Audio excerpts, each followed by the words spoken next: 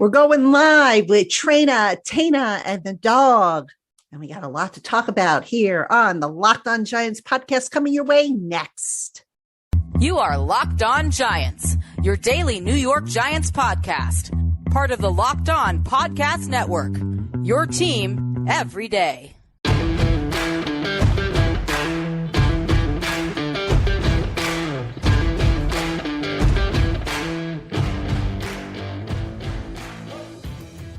Today's episode of the Locked On Giants podcast is brought to you by the all-new, all-electric 2023 Nissan Ariya.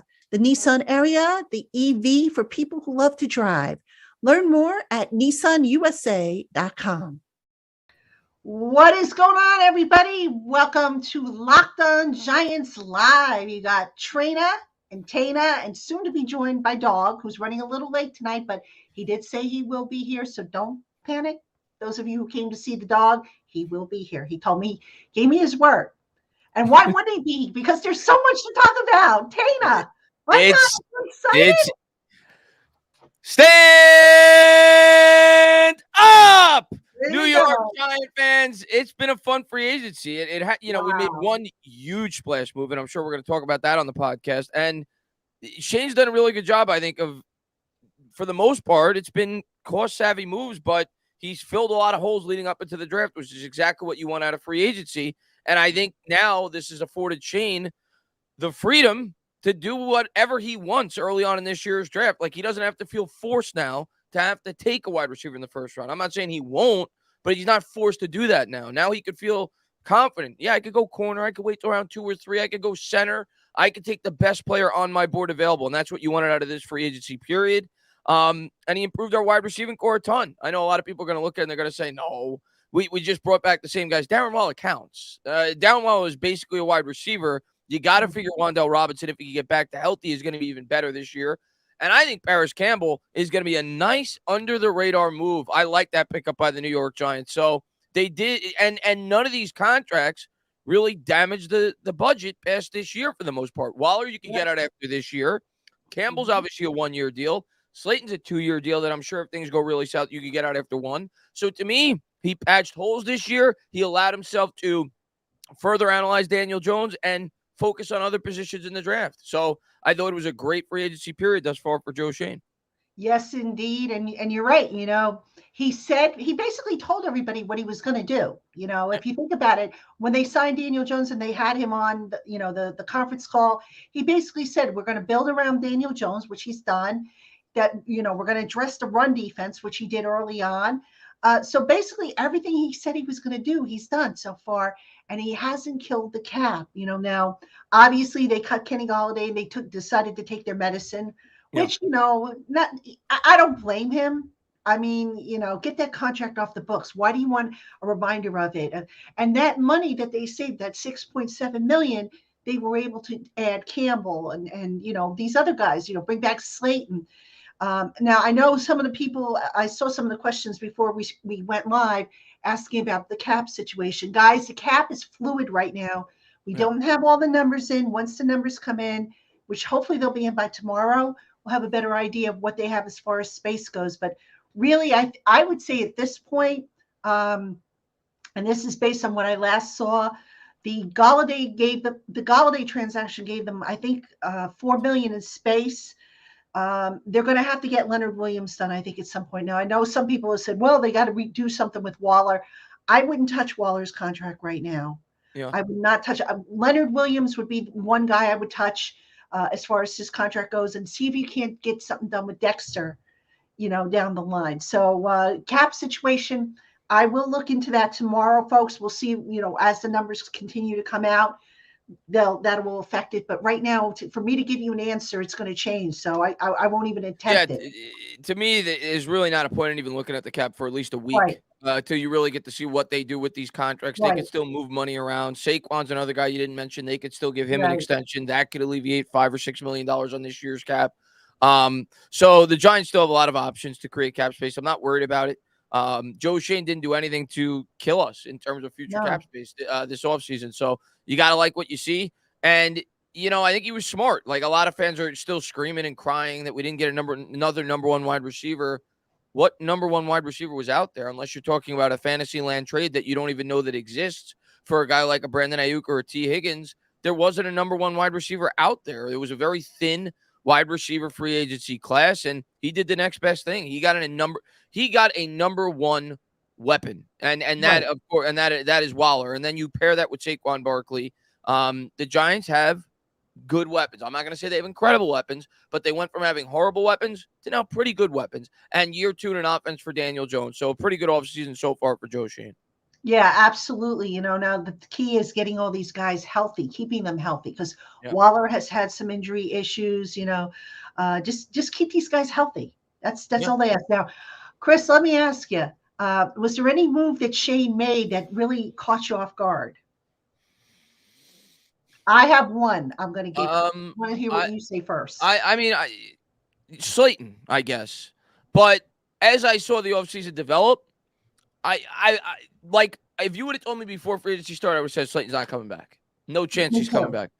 But as free agency developed, and I saw the wide receiver market develop the way in which it did, and I saw us bringing the pieces that we did, I thought it was at least a 50-50 possibility about a day or two ago that Darius Slayton was going to be back with this football team. But if you would have told me at the start of free agency, Darius Slayton's not coming back.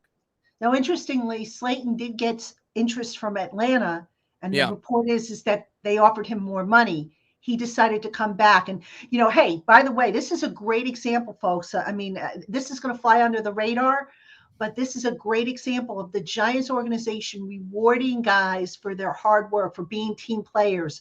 Slayton last year, he was basically had one foot on the banana peel, one foot in the coffin, as they say. Yeah. And he came in, he took the pay cut. He swallowed his pride. He was a professional, didn't complain, didn't whine, kept his nose to the grindstone, worked hard, and he was rewarded for that. And that says a whole lot about this organization under this leadership, that they reward guys who just, they might have to. I got another question for you. Another question for you as you're talking. You got me thinking. I agree with you. I think Slayton took less money to come back here. Yep. I also think Paris Campbell probably took less money to come I think he did too. And I think Campbell looks at this as a situation where he could actually have a good opportunity to put up stats next year, hit free agency. And so when's the last time, Patty, that you could recall that offensive players, wide receivers, took less money to come to the New York Giants? What does that say about Brian Daboll? What does that say about Mike Kafka? What does that say about Daniel Jones? They are excited. Yep. They are excited to play for this coaching staff and this regime. They have a great reputation. And you know what? You saw the results of that NFLPA survey with the Giants finishing 8th as the 8th best workplace in the NFL. But word gets around. Guys talk to their agents, and their agents represent other guys who might be free agents. And they say, oh, so-and-so said that this was, the Giants organization, great place to work. Daboll's awesome. Kafka's awesome. Martindale's awesome. And it gets around. And don't underestimate that. Guys want to win.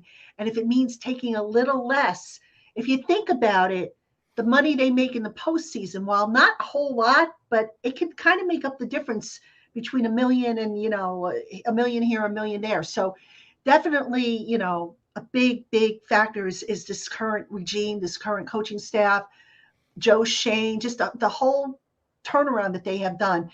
I want to just address my surprise before I forget and move off the topic. The one move that I'm not surprised he was brought back. I'm just surprised of the timing with Sterling Shepard. Shepard now cannot pass a physical, to my knowledge. Yeah. I thought to myself, well, they want him back. He wants to come back. Let him get a little further into his rehab. Right. Meanwhile, you open up another roster spot for another guy. What's the hurry? Nobody's probably going to be breaking down his door to sign him anyway. And even if somebody was, he wanted to be back with the Giants. Yeah. So I was a little surprised with the timing of that move, if I'm being totally honest with you. I'm not surprised that he's back, because I thought that might be the case. Just the timing surprised me. And it is a veteran minimum deal for Shep.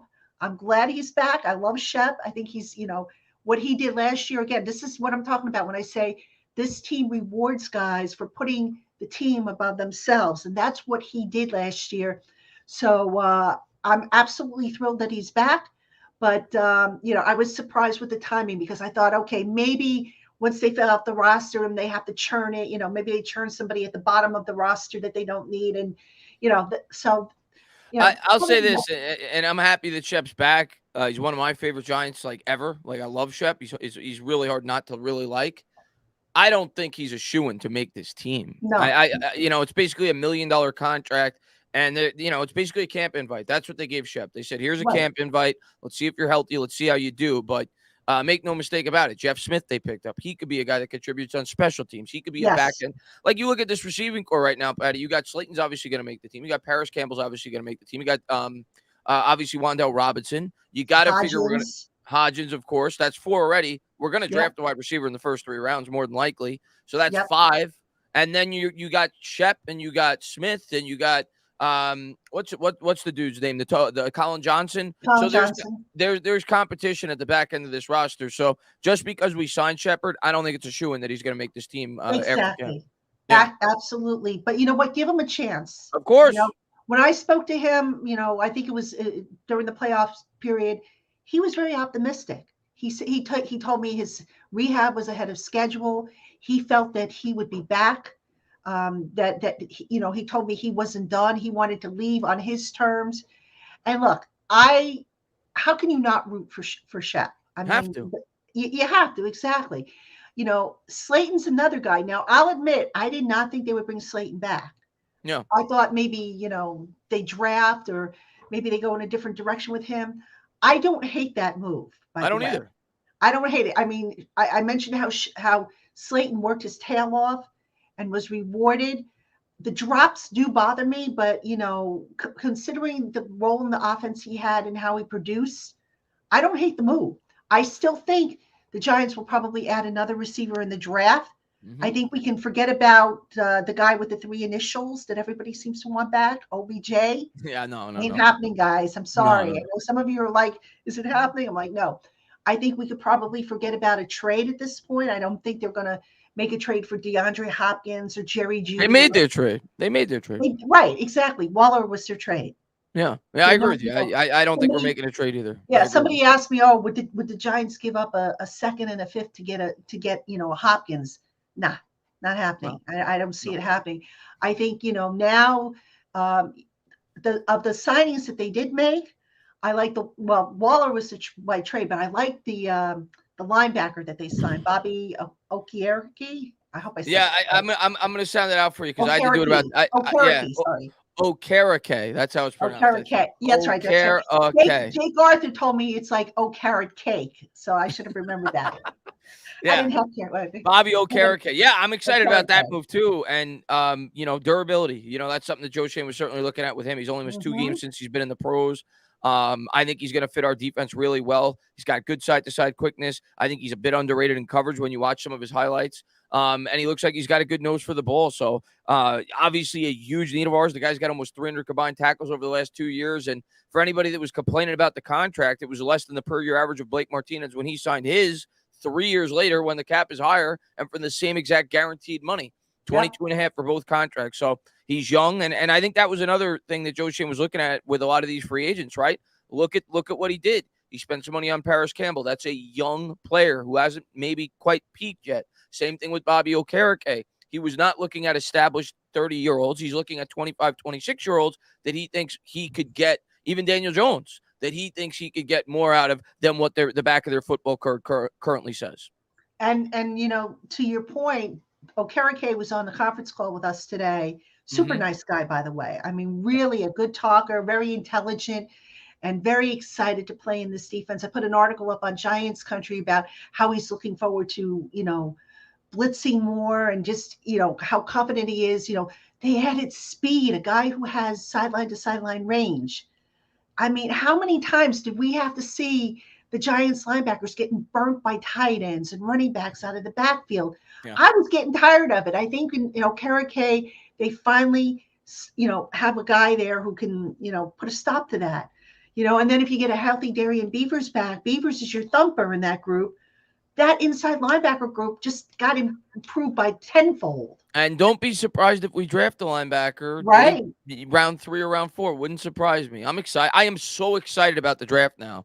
Yeah, Because I think we got a better idea now where they're going. Like I think after the quarterback free and agency, O-line. cornerback and center, first 2 rounds. I think that's where. I mean, obviously, if a player they love falls to them, anything can happen.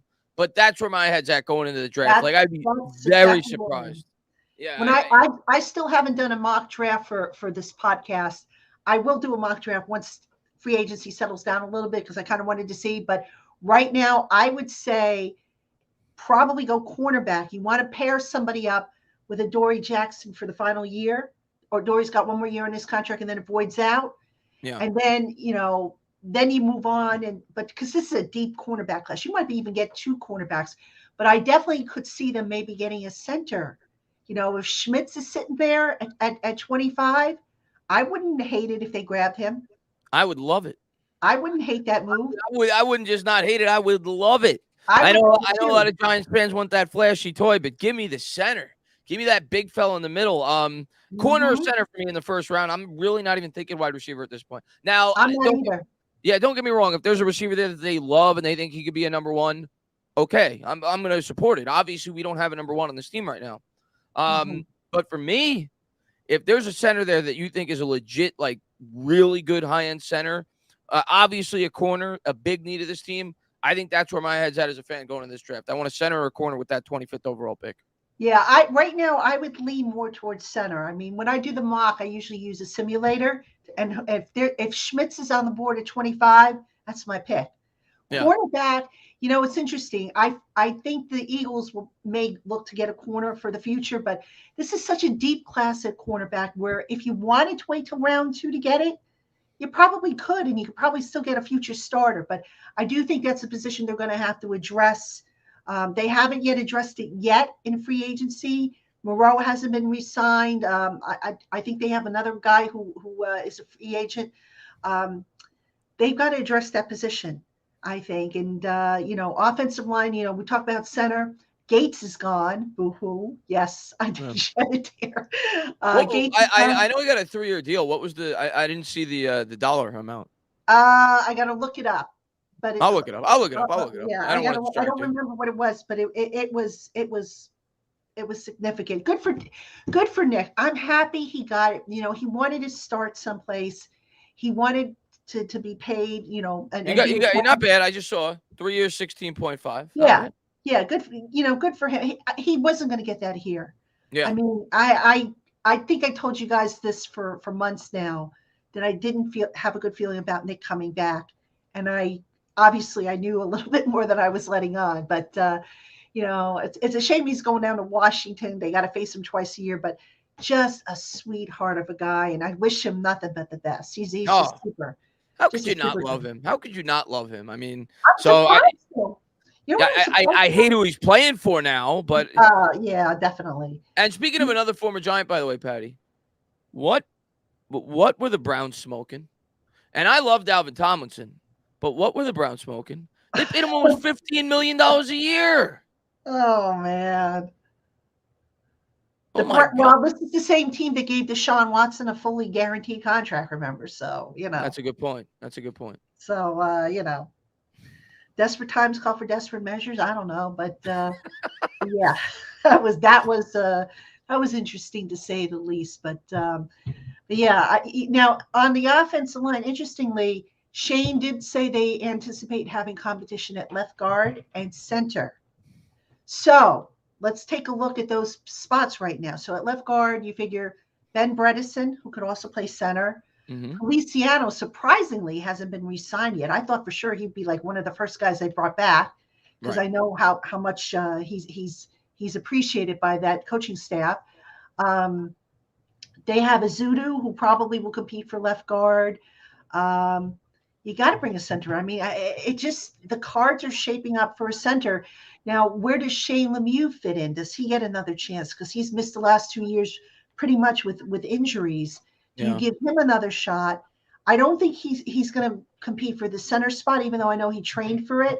Maybe he competes for that left guard spot, but I would feel better with another guy there. And if they get, like I said, if they take a first round center, which I would not Well, I mean, the last time the Giants took a center in the first round, wasn't it Brian Williams way back in the day? Am I A right? long time ago, because Snee It was was second Brian round. Williams. Snee was the second round pick.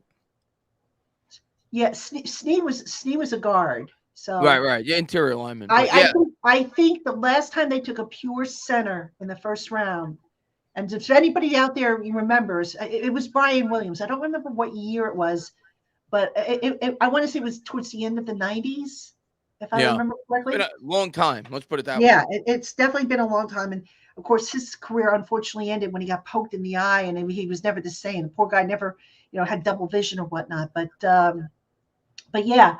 So could this be the first time in decades that the Giants go center and first? I wouldn't rule it out. Look, you get a nice young center, and you have two young tackles.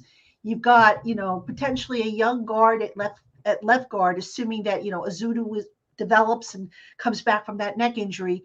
Glowinski's probably going to be, this will probably be his last year. So if you want to move on for him, maybe you get another interior offensive line. Mm-hmm. And you have a good young offensive line now for the future, and maybe a chance at continuity on that offensive line, which is so important.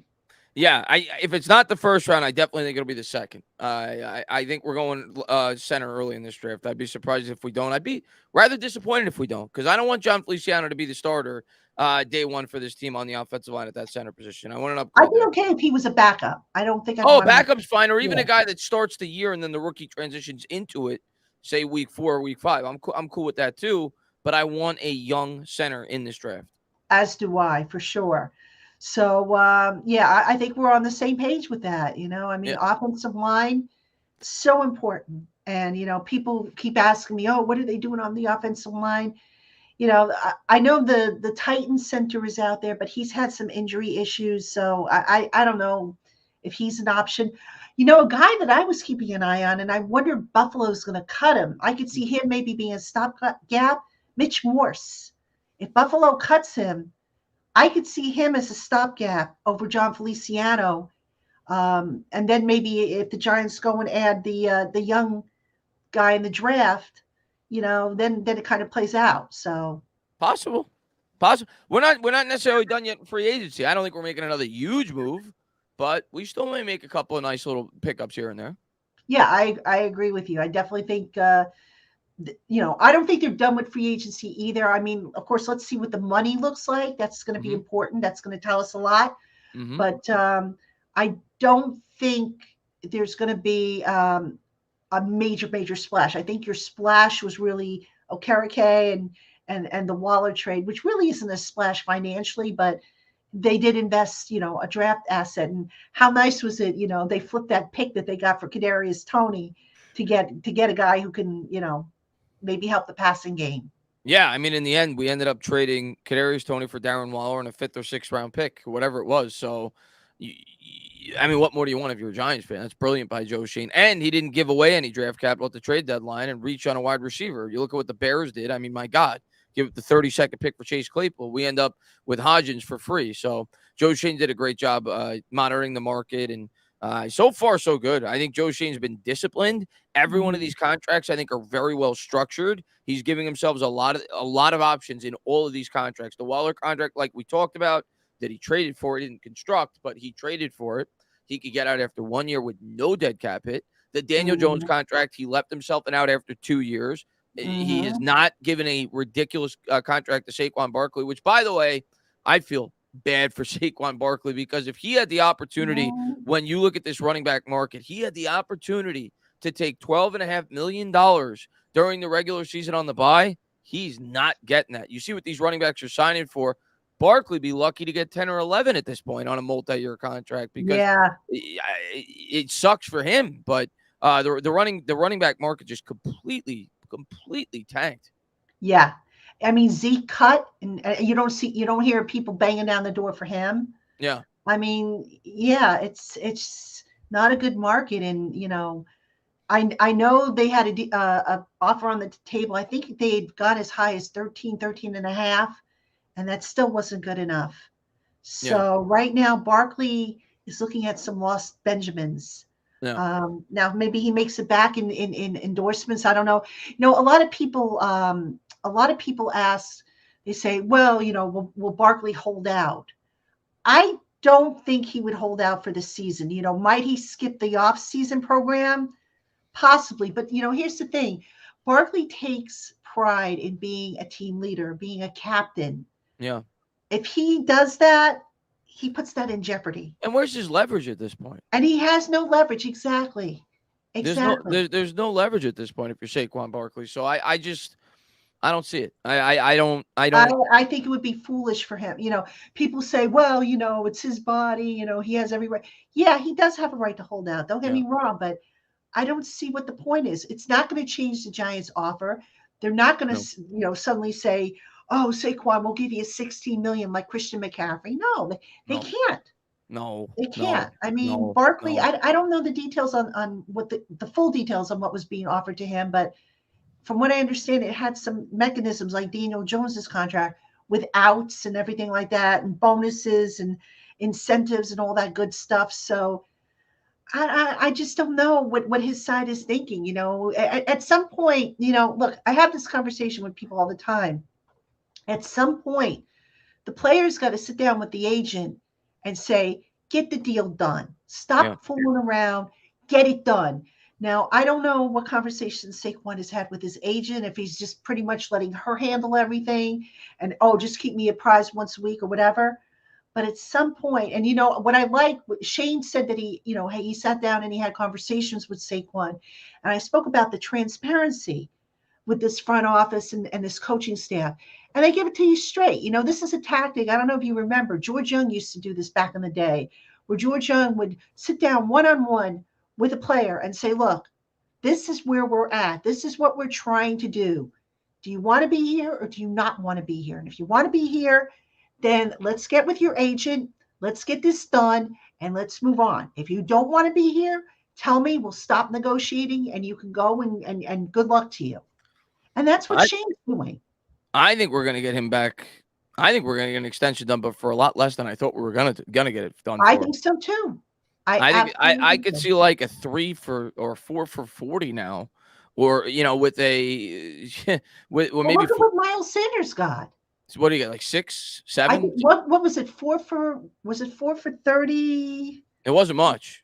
It wasn't much. I think it came out to 6.5 or something like that. 6.5 APY, I think it was. So I think we could get a deal done with Barkley for like 4 for 40, maybe like 25 guaranteed, and with an easy 2-year out. Like I think you're looking at something like that, and it gives you a lot more flexibility to move around money in this year's cap to maybe make another addition or two. So that's what I think ultimately is going to end up happening. But I thought for sure it was going to be at least 4 for 50. I don't think he's even getting that now. If in a contract, maybe it'll be 3 for 30, 4 for 40, something like that.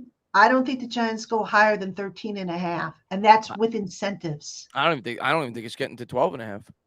Well, the running back market is low. As the money dries up, there's not going to be a whole lot, and you sit there and you wonder, and if the Giants might turn around and say, you know what, gee, Saquon, we kind of filled a lot of holes, and now here's what we can offer you. That's the danger in waiting. No team clearly is coming knocking on the door to offer 2 first-round picks to sign this guy. Yeah, I mean the running it's not because of him, it's because of the position. Right, exactly. People don't value that position anymore. Absolutely. And I mentioned the Giants will look to create more cap space. Leonard Williams, that deal's got to get redone. Maybe you look to extend Dexter Lawrence. So those are 2 deals right there that the Giants can create a whole bunch of cap space, and they will. I mean, they still have some additional needs. They did add back, they brought back Hottie Ward, which I was happy to see. So you could say now they have 3 pass rushers. Will they add another one in the draft? I could see that happening. I think they will at some point. Yeah. They have Nacho. They added Nacho on the defensive line, which is a big underrated signing in my opinion. So yeah, they brought back Breida. I was happy Breida came back. I like the Breida acquisition. I think that's an underrated move on their part. Breida, I thought, was criminally underused last year, and when he got his hands on the ball, he was pretty good. Yeah, and I tell you what, I think we're adding another running back in the draft. I wouldn't be surprised, although I do know they like Gary Brightwell. But see, what I'm curious to see with Gary Brightwell, he wasn't much of a kickoff returner. They got to go in a Mm-mm. different direction there. Mm-mm. Mm-mm. So would they keep him or would they look to move him? That I'm curious to see. I think this Jeff Smith signing, a lot of people were like, what the heck are they doing? He's Bring a Jeff gunner. Smith He's going to be a gunner, special Gunner, teams yes. guy. Which is why, they brought back Jamie Gillian. And one of the points I made on Giants Country was that, yes, Jamie Gillian was inconsistent, but did he have a good gunner all year? Yeah, no. He's going to be our Cody Core. Remember Cody Core from a few years ago? Cody Great. Core was good. And Keon Crossan the year before. Yep. That's what he's going to be for this makes a team. difference for a punter. Yeah, I like the move. We need our special teams were horrible last year, so we get a guy that can help there. Why not? Be a sixth receiver on this team, helping special teams. That's kind of what you want from your back end of the wide receiver. Absolutely. That's his role. And if he can give you a few snaps on offense here and there, even better. But special teams folks, some of these moves are related to special teams, which I don't have to tell you guys wasn't very good last year. Casey Kreider was brought back. Yeah. I was a little surprised they brought him back. I thought they might move on from him. I don't hate the move, but I thought, last year, and this could have just been a function of all the special teams just not being very consistent. Yeah. I just was very down on the unit as a whole. You should have been. It was horrible. Yeah. It was awful. But I am so pumped up about this receiving core now. I'm not saying it's a great receiving core, but I just feel like it's a really good complement of the types of weapons that we have now. Because you look at it now, Patty, you've got guys that create mismatches, right? Like Darren Waller is going to be, he's a walking mismatch. Saquon Barkley, when you have a guy like Waller, is a walking mismatch in the passing game now.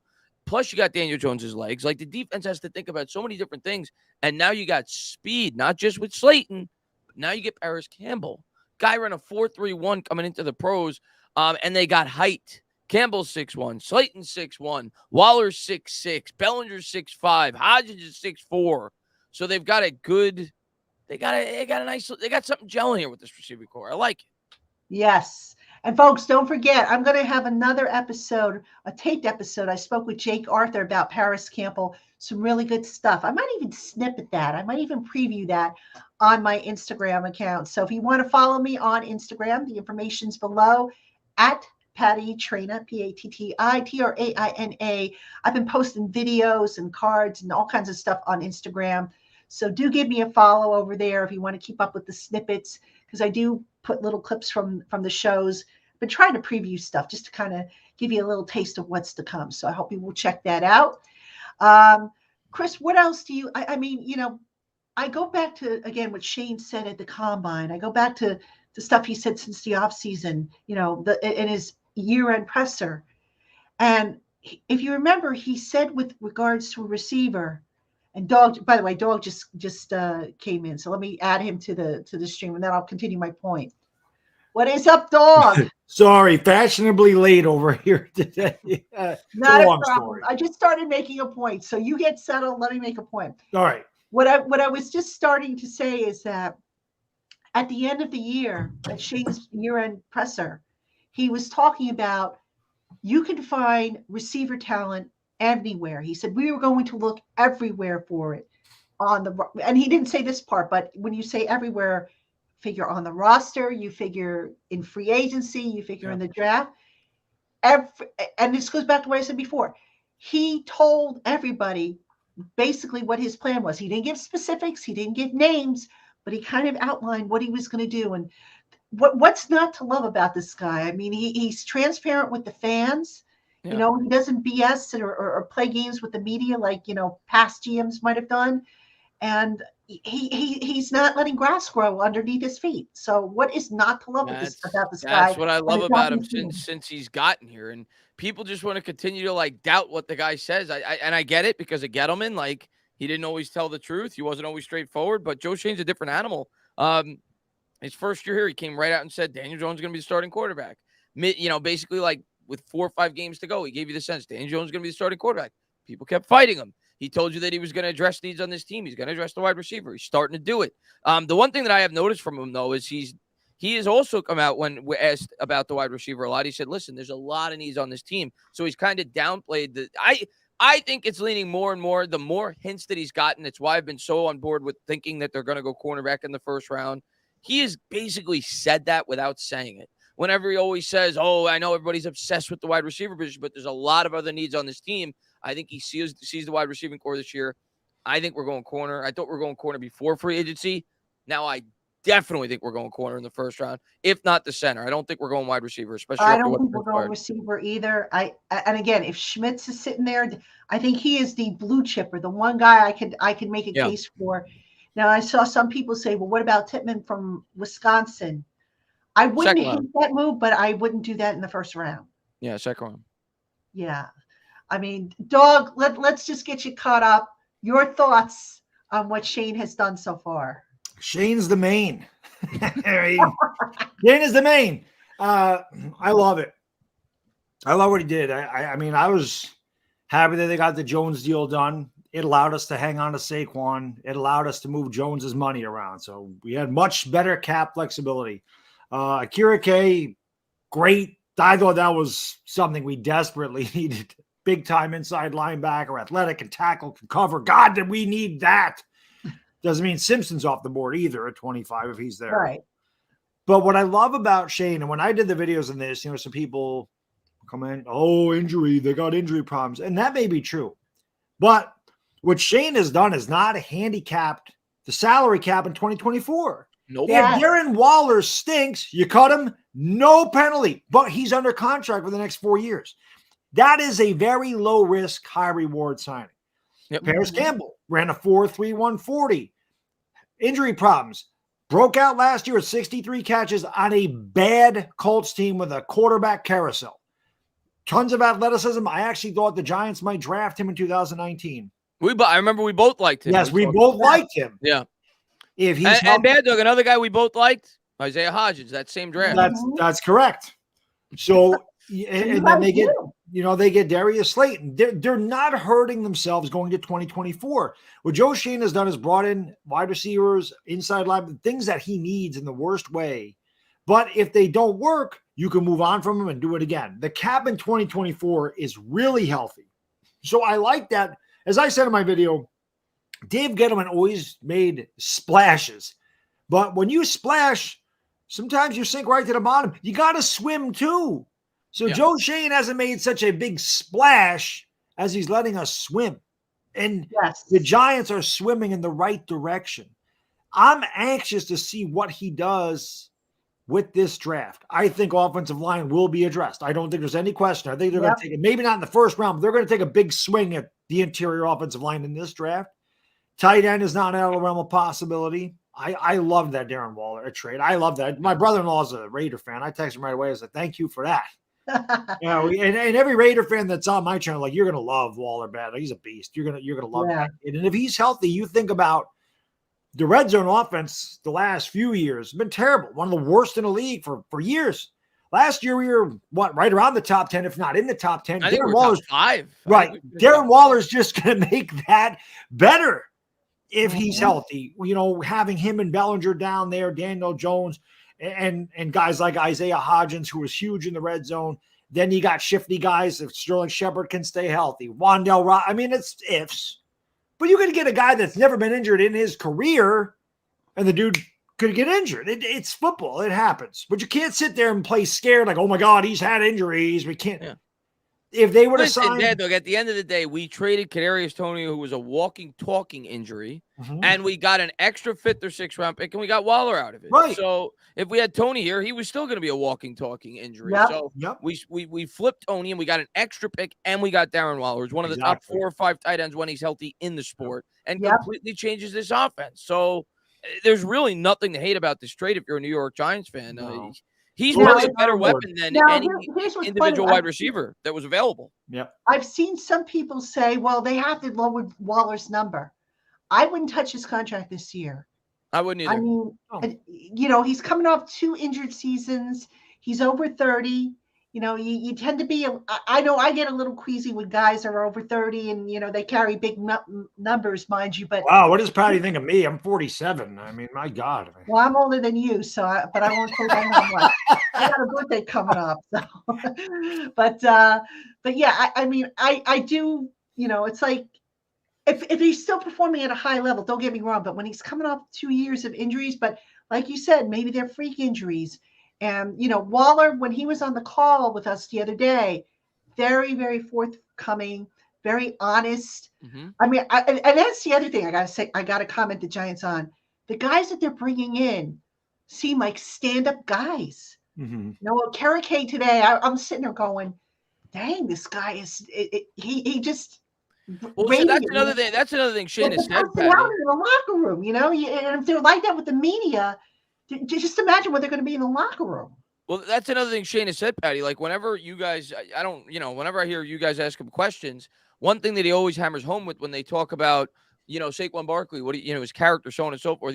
They said, listen, if he didn't have good character, we wouldn't even be talking to him in the first place. As if to say, we're not interested in guys bring into this organization if they don't have strong character. So I think that's definitely a big part of Joe Shane's evaluations with players that he's going to draft and bring into this football team.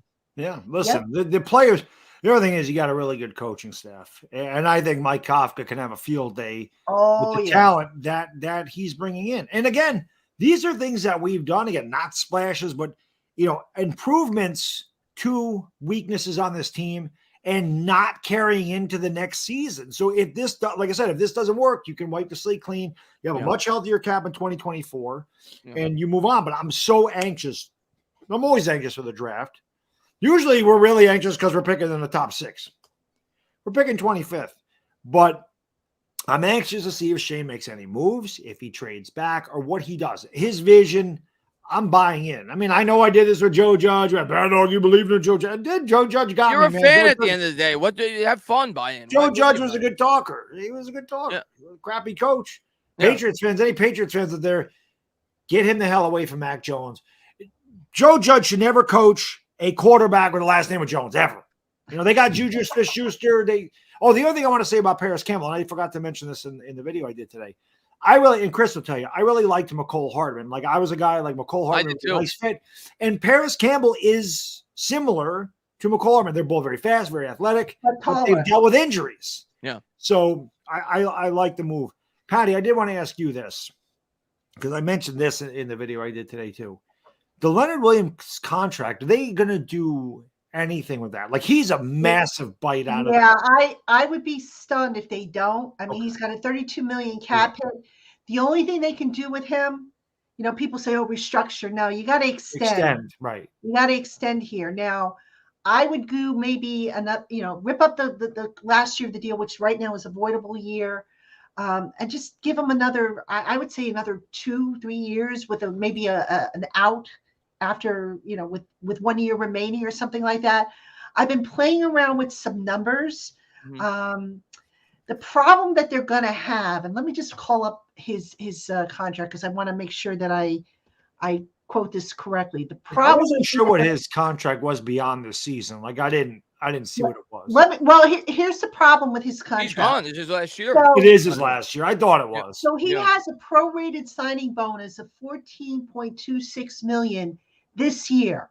That's just the prorated as a result of all the restructuring that was done the last 2 years. His number has inflated. So if you cut that $18 million down, the $18 million base salary, you cut that down and you convert that into a signing bonus, his prorated bonus is going to really balloon. Mm-hmm. So, how much are you really saving at the end of the day? I mean, I'd have to play around with it some more, but the restructures that they had to do the last couple of years with him, gosh, they put themselves in a tough spot with that contract. Yeah. So I'm curious to see how that works out. It'll be interesting because, like I said, the cap is really fresh in 2024. And I think that's kind of what Shane has been doing because they didn't wait till after June 1st to cut Golladay. Like, the hell with it. Just we'll eat the cap all this year. Be done with it. The money. What's that? They needed the money because. No, I'm saying, but if they would have cut him, listen to me. What am I, my kid? If they would have cut him, if they would have cut him after June 1st, they would have split the cap, right? It would have been 7.1 dead this year and 7.1 point. Right, but they wouldn't have been able to use that money until June 1st. So right. they So needed the money now. Now, Mhm. it's interesting. The cap goes up to an estimated 256 in 2024 and then 282 in 2025. So could they, take the hit with Leonard? Yes, they could. I wouldn't go crazy with that though, because Leonard is what, 28, 29 now? He's Or gonna approaching be 30, yeah. 29? Yeah. And he's I don't about think guys in their 30s. the more I think about it, Patty, the more I think they're just going to let him play out the year on the contract. And yeah, that's what I'm thinking, because it looks like Shane wants a clean slate in 2024 with the way he's doing these contracts and everything else. Yeah. You would think so. So then the obvious answer would be to get something done with Dexter. I think that's happening. Down. And Andrew Thomas. There's no way. Like, I've said it. They're going to do Andrew this year. I wouldn't mind it. I don't think it's going to be this year. McKinney's another guy. McKinney they won't do until they know where that hand is. Yeah. I think they're going to. That makes sense.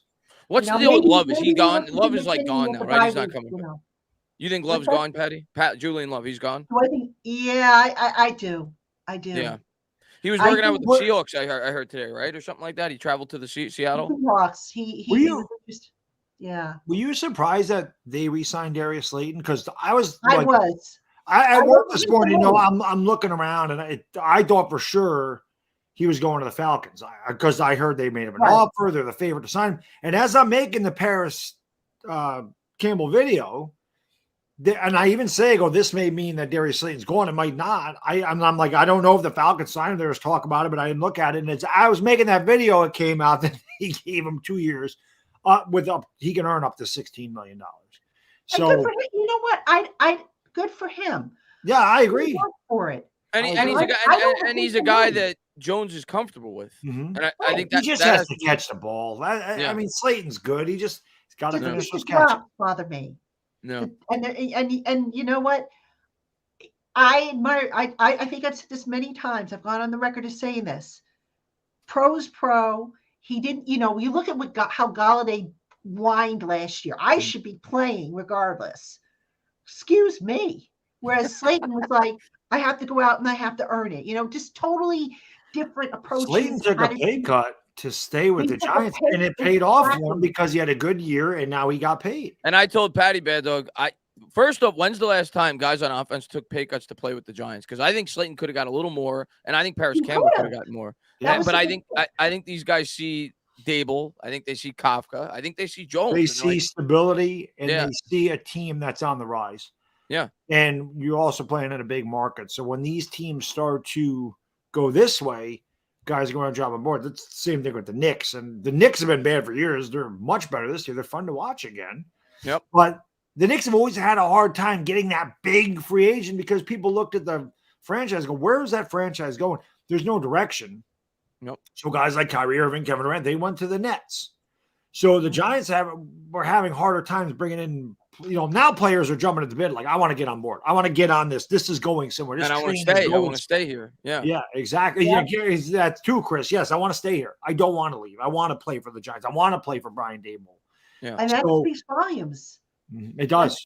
It really does. And the Giants franchise, I think we can all agree, finally headed in the right direction.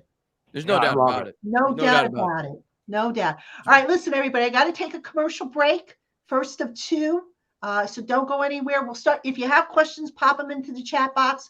We'll start answering them when we come back. Hey, Giant fans, the Built March Madness bracket is here. We know you have a favorite Built Bar or Built Puff, and now's your time to make it count. Go to BuiltMarchMadness.com to vote for your favorite. I know I'm going to be voting for my favorite, which is Brownie Mint Puffs. I just got a new batch in today, and I absolutely love them. They will not last much longer in this house. I can tell you that much. So make sure you go and put in your vote for your favorite Built Bar or Built Puff at BuiltMarchMadness.com. And you'll be automatically entered into a drawing where 50 lucky Locked On listeners will get a free box of Built. And one lucky Locked On fan will win a 12-month subscription to Built to have Built's best bars or puffs delivered monthly straight to their door. Vote every day in March. And don't forget to pick up your favorite Built bars or puffs at 15% off on your first order when you use the promo code LOCKED15. Hey, Giant fans, thanks so much for making the Locked On Giants podcast your first listen of the day or your first watch of the day. Now, for your second listen, check out Locked On NFL Scouting with the Draft Dudes. From free agency to the draft to salary cap management and more, join NFL experts Kyle Krabs and Joe Marino as they take you through what it's like to build a successful NFL franchise on the Locked On NFL Scouting podcast, available Monday through Friday. Find Locked On NFL Scouting with the Draft Dudes wherever you get your podcasts and on YouTube. Part of the Locked On Podcast family, your team every day. All right, everybody. Welcome back to the Locked On Giants podcast. You got Locked On Live, Traina, and Dog. The gang is back. The band is back together, baby. Well done. We missed well you done. last time, Dog. What's that? We missed you last time. You weren't with us last Oh, time. you guys jumped on a Tuesday, and that just kind of threw me off a little bit. Hey, that's the life, man. I mean, I know. You know, it's funny. I was saying to my husband tonight. I said I've been so busy and going nonstop since I got up this morning. I didn't even get a workout in. I said, man, can you imagine if Dog couldn't get a workout? Yeah, you can ask my wife. If I don't get my workout in, I have an Apple Watch, and I'm looking at my rings, and I've been taking pride. I've been closing up all my rings every day. that's awesome. I haven't come close to because I haven't done anything today, and I could just feel myself getting fat. It's I mean, for you especially, it's nonstop during free agency. Oh my gosh, and I'm still not done. It's like after I finish with this video, I got to finish taping my show for tomorrow. I got to do some more writing yet. I mean, I'm not done yet. I went live twice, and I just said, you know what? I'm just gonna wait. I'm gonna make a video tonight. I'm gonna wait. I'm just gonna do a culmination. I'm gonna do them all together rather than just separate video after separate. It's just too much. It's all at once. It's just like I'll wait till like 3 or 4 days in, and then I'll do it. I've worked a few days this week. I've worked overtime at work. Yeah, the Lakers played 3 times this week at the gym. 5-year-old is just like, oh my god, I need a vacation. Like I can't wait for vacation in June. Yes, but you know what? I do it for all of you.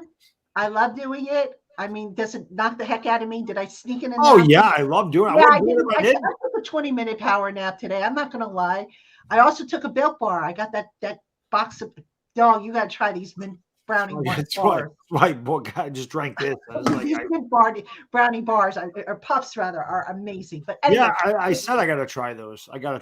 They really are good. I mean, I got the box and my husband brings it in and he goes, "Ooh, we got food." And I said, and I'm like, "Give me my box," because it was addressed to me. I open it up and he's standing there and he's like, "What'd you get?" I'm like, "Nothing for you." And of course, I go upstairs and there's 2 bars missing. And I didn't have one yet. So. The leprechaun anyway, got him. Yeah, my little goblin upstairs, right? Him, that's for sure. But all right, let's start getting to some of these questions as we talk about the Giant free agency moves. Probably still more to come. I don't know how much more, because let's see what they have as far as money goes. And actually, before we get to the questions, let me see what they've got as far as money. I'm going to check over the cap, but I know this isn't. It said they were in the deficit when I looked. Over the cap has the Giants with only $336,930 in effective cap space, but they have them with 3.29 total space. Right. The effective cap space is what you got to look at. So it looks like they're in the process of updating it, but I knew the Giants didn't have a whole lot of, a lot of money, and we'll see how much they'll update that though. Like we said, they'll move money around with extensions. I wouldn't fuss about it. I know a lot of people, every time a signing's made, how much cap space do we have? Yeah, guys, this time of year it's fluid. Yeah. So let things kind of calm down, and then we can kind of assess where it's at. So, Patty, do you think they're gonna work on a deal with Barkley? We were just talking about that before. Barkley, I think they would like to get that number down. You saw what Miles Sanders got, right? I didn't see what he got. 6.5. It was about 6.5. Yeah. Barkley, if he's wanting 14, 15, not happening. Anyone take Josh Jacobs yet? He's tagged. He's tagged. He got tagged. Okay. Yeah. Zeke is out there. Zeke is probably done, but he's out there now. Yeah, I mean, That was a good move. Good contract by Jerry Jones. Here's a question. And what did the Cowboys do on top of it? They backloaded Dak again. So now Dak next year goes 60 against the cap, and he's got 36 million in void money after that, where he's not even on the team. Isn't that crazy? But let me ask you guys something here. I love Jerry Jones. Live forever. Let me ask you guys something regarding Barkley. So you got McCaffrey at 16, Kamara at 15, and then you've got a cluster that includes Dalvin Cook, Derrick Henry, Nick Chubb, Joe Mixon, and Aaron Jones that ranges between 11.5 and 12.6 APY. Yeah. Would you put Barkley in that group, or would you put him in the Kamara McCaffrey group? I think he's better than Kamara, but I don't think he's as good as McCaffrey. But I definitely I could see him in that other group. There's no question. I think Derrick Henry. Yeah. I mean, Henry might be. That depends on what you're looking for. Henry's just a bruiser. Like Barkley's really not that player. Aaron Jones is really good. I think he's better than Joe Mixon. I think Barkley's better than Joe Mixon is. So I mean, Barkley's a top 5 running back easily, maybe probably top 3. He's probably a top 3 back in the league. Would you go there? Would you go as high as 13.5 for Barkley with incentives and stuff built in? If he could get to 13.5 with incentives, yeah, I would do that. Yeah, I would do that.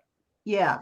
I don't think they're going to have to. The running back market has collapsed. I don't. You know, Justin Pugh put out a tweet today about don't let your children grow up to be running backs or something. Yeah. I feel bad for Barkley, to be honest with you. Here's the other thing: the running back class in the draft is set to be really deep. It's just horrible timing for Barkley with the. It like really you said. is. But that could be really good timing for us. Yeah, great timing for the Giants. Joe Shane played it perfectly. You know what? I'm just going to play on the tag and just call and start all over next year, but. Then you're another year older, and you're 27. And he's dealt with injuries. He's dealt with injuries a lot, so I mean, he could definitely that could happen again too. And then what?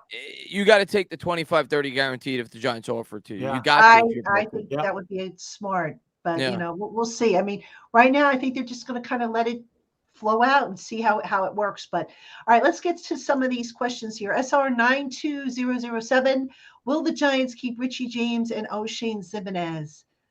My guess with Zimenez is no. No on both. I think the Giants got enough receivers probably not. Campbell replaces James. Yeah. I would say no on both. That would be my guess. You've got Hottie Ward coming back. I think maybe they look to get a developmental prospect. And then you still have, even though he hasn't played much, you have Ellerson Smith. So maybe this will be his last chance to, make a stand, if you will. Yeah, so, I just can't. I mean, you look at the core now. I mean, you have we talked about it earlier, but you have 5 legitimate, are going to be on the team guys at wide receiver now, and that's Slayton, that's Campbell, that's Hodgins, that's Wandell, and that's who? Shep. Yeah, that's 5 right there. If Shep is healthy. Plus, you got Jeff Smith, who we just picked up, who's going to be. Colin Johnson's still on the team. I love Colin Johnson. So, I see no reason to bring back Richie James at this point. Yeah. All right. And they're probably gonna draft a wide receiver. They're definitely drafting a wide receiver. Oh, I think they are too. Yeah. No question. Just a matter when, but they're drafting. I just don't think it's going to be first round now. I'd be surprised if it's the first round pick. But all right, Marky Fresh asked, would you trade up to get Witherspoon or Porter? I don't think I would trade up. No. I mean, the cornerback class is deep. I don't think you'd need to trade up. I think even if you get a cornerback in the second, third round, you'll still get a pretty good guy. I think there's about 6 corners that we could take at 25. So I don't see the need to trade up. I mean, if they think one is like much better than all the others, maybe a little bit. Like if he gets to 18, 19, and you have this guy ranked way above any of the other corners that are available, okay, that's like a small move. Maybe you give up a 3rd or 4th round pick and you move up and make sure you get your guy. But I don't see the New York Giants making like a dramatic leap inside the top 10. They might trade back. Yeah, we could. It all depends on who's available, who's on the board, and how they feel about the prospects that are there when we're picking. Right. I mean, I still say first round. It's going to come down to. All right, let's put your percentages right now, Patricia. Let's. I'll start. First round out of 100% buy, I'm going to go 4% other, maybe 5% other. I'm going to go 80% corner, and I'm going to go 15% center. That's where I'm at. I think it's like 80% corner, 15% center, 5% other, whether that be a linebacker or wide receiver. But I'm 95% corner or offensive line, and most of it's corner. I think I would, if given my druthers, and when I do my mock draft, I probably will go corner at 25. I It's may just go the strength center. of the draft. It's the strength of the draft. I think if Schmitz is there at 25 when I'm on my simulated clock, I go with him, and I get my corner in the second round. I do not do receiver until maybe the third round. That's when I start to look at receiver. Although I want to see what happens, because I could see them double dipping at corner. I could see them double dipping on the interior offensive line because, right now, do we know they have depth there at tackle, but do they have solid depth? They have Matt Pear, Tyree Phillips. You can't have enough depth on the offensive line. Exactly. And the thing is, Patty, I think, again, I think it's a massive swing at the offensive line because you're just paid Daniel Jones a ton of money. A ton of money. Yeah. So what is the point of giving your quarterback all the money? Chris and I talked about this years ago with like the Jets, how you get Sam Darnold, but you don't protect him. It's like getting a Ferrari and not getting the insurance. Well, what is the point of getting a car like that, paying all that money, you get an accident, you got no insurance, well, the car is totaled. You get Daniel Jones all that money, you don't protect the kid, he gets wrecked, and either he gets hurt or he doesn't perform, you just wasted all that money. Yeah. I think you're taking the bookend tackles are good. I think Evan Neal's going to progress. We know what Andrew Thomas is. I would love a center that just mauls the hell out of people. Oh. I loved Creed Humphrey. I love Tyler Linderbaum. Center's very important. I love the 300-pound man. There's no doubt about it. I don't know. No doubt. But I think that's definitely a possibility. Again, I don't know if they're doing that in the first round. I still think they're going BPA, even if that is wide receiver. I think the Giants have a lot of ways that they can go. But I think, like, if they love Jordan Addison and he falls to them, I'm not saying they'll trade up to get him, but if Jordan Addison happens to fall down to 25, like, we cannot pass him up, I think that they would take him. I don't think that's their focus now. Right. Like Chris said, I think corner is probably their focus. We definitely need some depth there. There is no question. You hope Cordell Flott had a pretty nice season. You hope he improves. We don't know what Aaron Robinson is because he can't stay healthy. And I don't think Adoree is going to be back in 2020. Yeah, Adoree. I'd be surprised too. I know. So you got to think about not just 2023, 2024, 2025. I saw a question about somebody asked why wouldn't they extend Adoree? Adoree's been solid, but how many real big game-changing plays has he made? And don't tell me, by the way, they don't throw at him. They have thrown at him. I like Adoree. I actually like Adoree, but I like him too. But I don't think we're going to throw big money at him, and I think somebody probably will. Either. Next year. Yeah. Yeah, I'm with you on that. All right, just my old Sith Bones asked about super chats. All right, right now the Locked On Network doesn't have a program in place to where we can accept it, but I think they're working on it. So that might be down the line. But right now we don't have super chats or memberships. I know I've been asking for them, but hopefully one day soon we get them. But we don't have them.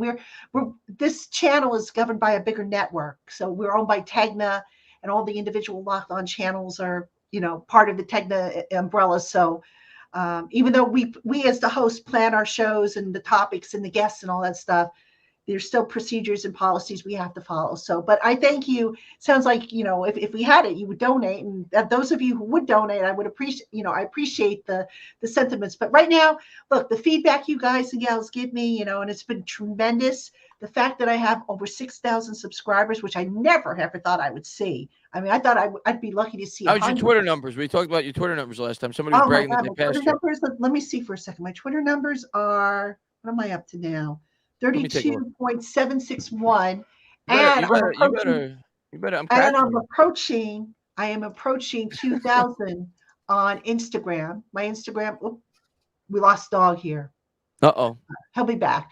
I'm approaching 2,000 on Instagram. That's where I'm really looking to build up my following. Nice. So you can see my Instagram is at Patty Traina, PATTITRAINA.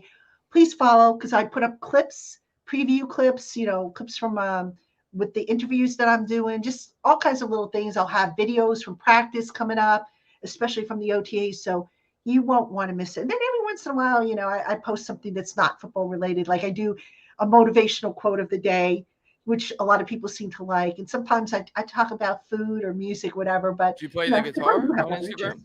You play on the guitar? Instagram. Do I play? I haven't. It's funny. I'm working on my guitar skills.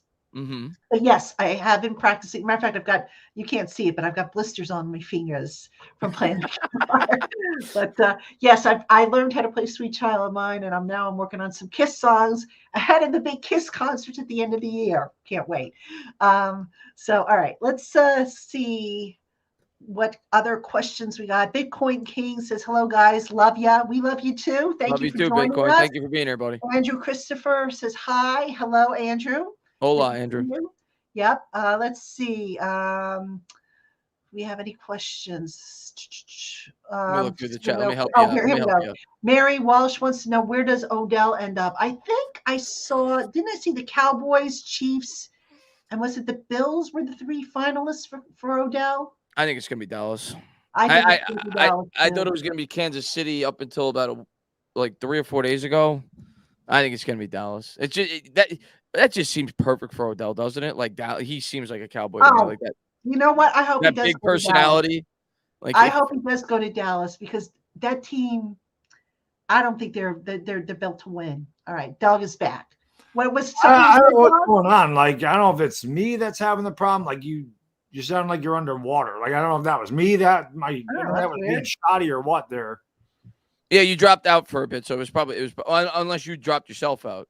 I did drop myself. Oh, you did drop yourself out. Okay. Because I didn't know what was going on there. I was like, am I the one that's having the issue? I took myself out. You sound clear, so. Yeah, you're good now. Yeah, no, I wasn't saying anything, but listening to you guys, it was like it was breaking up, and I'm like, maybe it was a blip in your internet. Could have been a blip in your Wi-Fi or something.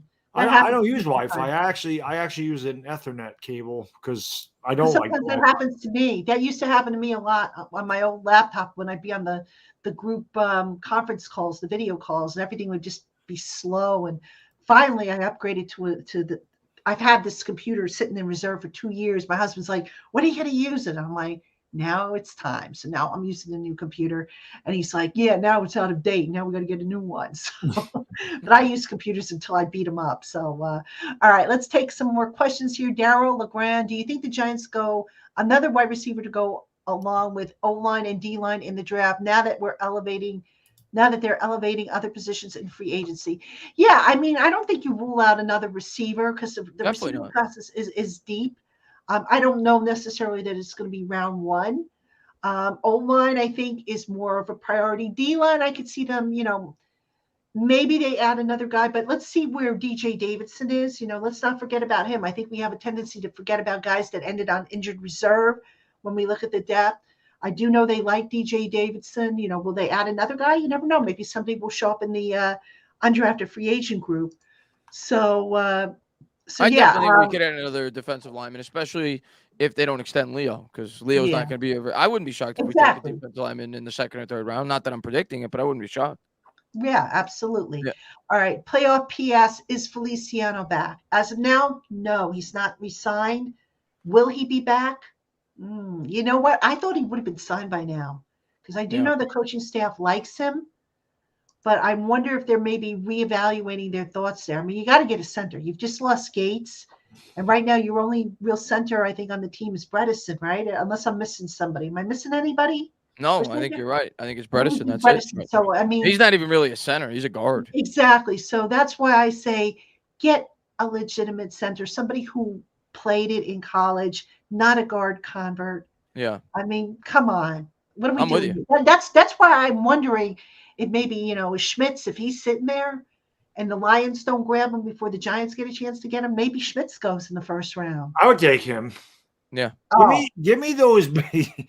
Chris likes the 300-pound men. Give me them big country boys in the center. Those Midwest North, those mid-North guys. Give me those Minnesota guys, those Iowa guys, those Oklahoma guys. Give me those farm strong kids. Give me those kids. The ones Linderbaum. just maul people. I love that. That's why I loved Linderbaum. I loved Creed Humphrey, man. I was like, we got to get that kid. It's too bad we didn't. But right. By the we way, need a center bad. we have another running back. Just signed. I'm checking for breaking news, but Donta Foreman, 1 year, $3 million, was also being sought by the Giants, Bills, and Panthers per league source. This is according to Aaron Wilson tweet. Foreman signed 1 year, $3 million. The money ain't there for running backs, folks. They might have been looking at him before they brought back Breida. Yeah, because I thought they would have signed him after they signed Breida. That's what I'm wondering. Yeah. Could very well be. So yeah. Running backs are getting nothing. Jamal Williams got nothing. What a bad year to be a free agent if you're a running back. Yeah. Yep. This class being so deep. My God. Wide receivers too didn't get paid nearly as much as people thought. Well, they the would. wide receiver class wasn't that good. It was mediocre. It was mediocre. Was there really a blue chipper in the school? No, but like last year, like Christian Kirk got $20 million. So I figured the top of the mediocrity would have gotten overpaid, but it didn't happen. I thought Jacoby Myers would have gotten like 16, 17, 18 million. He got 11. Yeah. I mean, goodness. The money went to the quarterbacks. The money went to the quarterbacks and the defensive tackles. The tackles, man. That's the new defensive end. Yeah, and Dexter Lawrence just sitting there smiling, getting ready for $25 million a year. Yeah, he's counting the rule there. He's getting ready to do that sexy Dexy dance when he gets that. Yeah, right. He's strutting out of Joe Shane's office doing that dance. He's gonna get a big contract, and I'm glad he will because we need him. So and he deserves it. You know what? Make him happy. Yeah. I mean, he's one of the joys of if I could be sentimental here for a minute, I always say one of the greatest joys of my job is watching these guys come in, and a lot of them, they come in, they're kids. Yeah. It's clear they're kids. They're coming out of college. They think they know everything. They don't. And then you just watch how they grow as men, and they become husbands, fathers, boyfriends, whatever.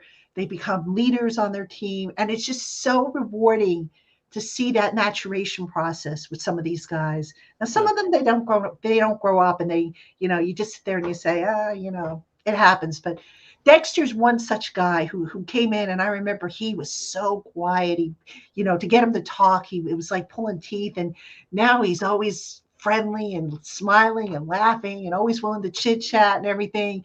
And he's so loved by his team. He's himself. He's himself. Oh, he is. He's comfortable in his own skin, and just a tremendous. Listen, when you're sexy, when you're sexy and you know it, you're very comfortable in your own skin. Well, yeah.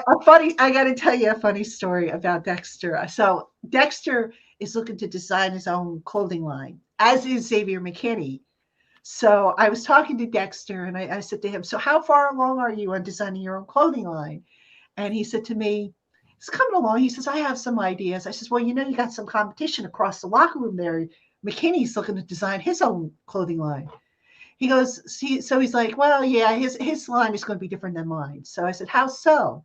So he looked at me, he goes, "Mine's going to be for the ample gentleman." This is the way he said it. Like held his head up high and he said, "Mine's going to be for the ample gentleman," whereas his is going to be for the fly, or something like that. I don't know the terminology, but he just laughed about it. And I'm like, I can't wait to see what Dexter comes up with. I mean, I was just thinking about like the draft and a guy maybe we could get in the third, or maybe not even the third, maybe the fourth round. There's one kid that I'd really like to have on the Giants because I want this kid. Number one, I think he's really good, but I want a little squirt that can torment Philadelphia. Yeah, and that's Scott. Deuce Vaughn from Kansas State. Yeah, I would love to just give them a taste of their own medicine with a dude that is 5'5" and impossible to tackle. Yeah. I would love Deuce Vaughn to be a Giant for that reason. Just so we can give it back to them because our little backs always killed us. See, I actually want the opposite. Now I get it. I actually like those scat backs. Like it definitely adds like a different dynamic to the offense.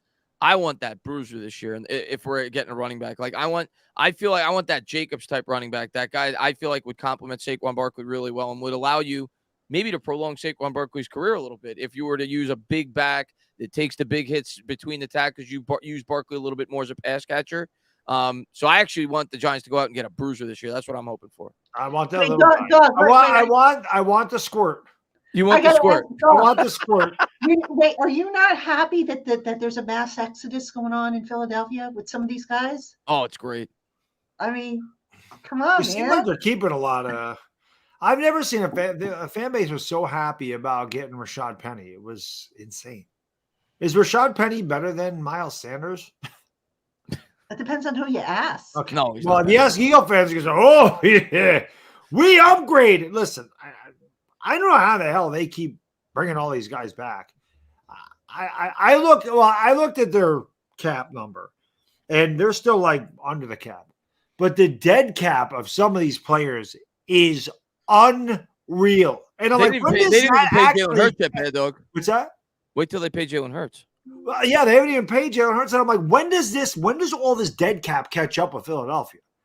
Like, there are guys like $60 million But dead cap. they have it scheduled to when the cap grows, so they're kind of spacing it out.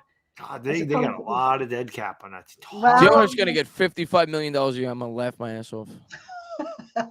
He might. Probably. He's gonna. Oh, I don't doubt it. All right, let's get to a few more questions here. World's Heaviest Jam Band's asking about what kind of guitar I have. I have the full-size version of this. Is that the one that you play on? This is the one I play on. I have a full-size version of this. Oh, that exact one. That's what you play on like this? No, I don't play on this one. I have a full-size version of this one. It's ukulele electric guitar? It's an electric guitar, and I plug into my iPad. And I set up a amp on that. So that's the type of guitar I have. It's inspired by Kiss. I mean, I'm a Kiss fan. I admit it. Call me a nerd. I don't care. I'm going to be at Madison Square Garden the last 2 shows. Nice. Hopefully down in Baltimore. You're going to both? I'm supposed to go to both because they're Friday and Saturday. I wouldn't mind going down to Baltimore, but Baltimore's on a Wednesday, and that's my busy day, so I probably won't be able to make that show. I would like to, but I will be, unless, God forbid, I break my leg or something, I get sick. I do plan to be at both MSG. There's people in the chat talking about Marvin Mims. Yeah, I love Marvin Mims. I mean, I'm a Sooner guy, so I'm always pro Sooner. But yeah, if Marvin Mims fell to the Giants, I would certainly take Marvin Mims in a heartbeat. Listen, I've said this for the wide receiving class is deep. Yeah, it's deep in this draft. It's not top heavy, but it's deep. Yeah, it's deep. So, yeah. All right. I think the running back classes too. I think the running back class is really good. All right. Here's a question from Giants Mafia. John Michael Schmitz is 24. You're telling me you wouldn't want to draft a receiver or corner and then take Whippler or Tippmann in the second round, who are very good as well. I know John Michael Schmitz is a little older, but he's still the best center in this class, I think. I'd probably prefer a corner. Like if I had to I pick, would probably prefer a corner too. And then a center in the second. But if they take him, I'm not batting an eye. I'll be happy as hell. I would not lose sleep if they take John Michael Schmitz. I know he's a little older, but you know what? He's the best center in the draft. Well, listen, I mean, I guess it really doesn't matter how old he is, right? Because if he's here for 10 years, nobody's going to bat an eye and go, oh, man, I wish we would have drafted, I wish he was 22 when we drafted him. Yeah, Will Hernandez was, 21? If he gets out of his first contract and you're re-signing him, you're happy as hell.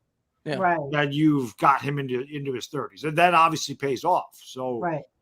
I don't know. With a lineman, I guess I wouldn't be too concerned. I think an older wide receiver, because I don't think they have as long of a shelf life. I feel like linemen can play into their middle 30s and still be really effective. Quarterbacks can do that. Tight ends can do that. I feel like wide receivers and running backs especially, they age very quickly in the NFL. But, the thing is, like with age, I always laugh because there were some Giants fans like, I want Hendon Hooker. I'm like, Hendon Hooker's coming off a torn ACL, and he's older than Daniel Jones. Yeah. Daniel Jones already has 4 years NFL experience, and he's younger than Hooker. So and he's played from within the offense. Right. And that's when I would bring up age and say, why would you want a guy that's older than your quarterback now who's played in the NFL for 4 years, and you're bringing in a guy older than him that doesn't have one snap in the NFL and would have to learn a new system, would have to adjust to the NFL because it's an adjustment period. And we don't know what Daniel Jones is going to do this year. I think he'll improve again. I think he'll get better. Definitely. I'm hoping. but I do believe he will. But obviously it took him a few years to find it. It took the right coach. And now we're going to build on that. So you never know. Some quarterbacks never find it. Ask Sam Darnold. Some quarterbacks takes 10 years like Geno Smith. I'm either going to look like a fool this year or I'm going to look good. I'm going to come out with very strong Jones takes this year. I think Jones is going to have a big year. I'm not saying he's going to have 40 touchdowns, but I think he's going to have a big year. Better year than last year statistically. With the year 2 with Dable and Kafka, I think that alone is going to be a huge difference. And Chris, with some of the people that just hate him. I mean, they just hate him. He could throw for 4,200 yards, 36 touchdowns. Oh, they'll say Waller. It's because of Waller. And it wouldn't matter. They'd be like, well, he's not Pat Mahomes. He's not Justin Herbert. Yeah. I don't know what you want. Listen, he makes less money than Dak Prescott. He's won as many playoff games as Dak Prescott. Yeah. Then Daniel Jones hasn't had the situation Dak Prescott has had. Not even close. Yeah. And listen, I was one of the bigger Daniel Jones detractors out there. It's not because I didn't like him. It's not because I didn't think he could do it. I really didn't. I had no faith in him. A lot of people had doubts about him. Listen, Joe Shane had doubts about him. If they didn't, they would have given him a 5th year. Exactly. So, and by the way, I love how we talk about how open Joe Shane is. Yeah. How honest is this guy? He was asked that exact question. And he said he would have done it differently. After he signed, and he could have had every excuse in the book. He could have said the politically correct thing, said, listen, we had total belief in Daniel Jones, but he was coming off an injury, so we weren't sure. He didn't say that. He said, yeah, I kind of wish I did sign him on that 5th year option now. And this is what I like about him. He's honest. He's transparent. He won't tell you every little detail, but he will generally point you in the right direction. So speaking of GMs, H1000 said, hindsight being 2020, what grade would you give Gettleman for the draft for free agency for trades? All right, I'll start. Go for it. All right, here's what I'm going to say about Gettleman. Gettleman, not a good GM. Very good scout, which is why he got the GM job in the first place with Carolina. Very good scout, not a good GM. Mm-hmm. Before the New York Giants from, I think it was, I want to say 2012 until Gettleman got here. I think there was like 2 guys signed to second contracts during that entire stretch for over like a 6-year span. One of them was Odell Beckham, who actually, and he was traded. Then it was Sterling Shepard, and there's another guy, maybe Jason Pierre-Paul, maybe JPP. Yeah. He was traded. Look at who's getting second contracts now with the Giants. Barkley's going to. Jones has. Slayton did. Dex is going to. Thomas is going to. McKinney might. Thomas will. You're talking 6-7 players over the 4 years he was here. So Aziz can stay healthy. There's another guy. Aziz is another one. Yep. Julian Love still could. I don't think he will, but he's a possibility. I don't think he will either. So, but like you look at all those guys and you say to yourself, well, he couldn't have done completely horrible. He had to hit on some picks, and then people say, well, he picked early. Well, yeah. How many quarterbacks are bust no matter where they were picked? So, and he was laughed for that pick, by myself included, for taking Daniel Jones. So you got to give him some credit there. You got to give him some credit for hitting on Andrew Thomas, regardless of where the pick was. The guy's like the best left tackle in football. You got to give him some credit for hitting on Dexter Lawrence. He might be the best defensive tackle in football. So you got to give him credit there. So I think as a drafter, when it all came to light, at least a B minus. I think he was a good drafter for the Giants. Free agency, horrible. Coach selection, horrible. So as overall as a GM, very bad. Well, actually, Chris, let me correct you on something, because this is a common misconception a lot of people have. The GM doesn't hire the coach. Yeah, okay. Yeah. That comes from ownership.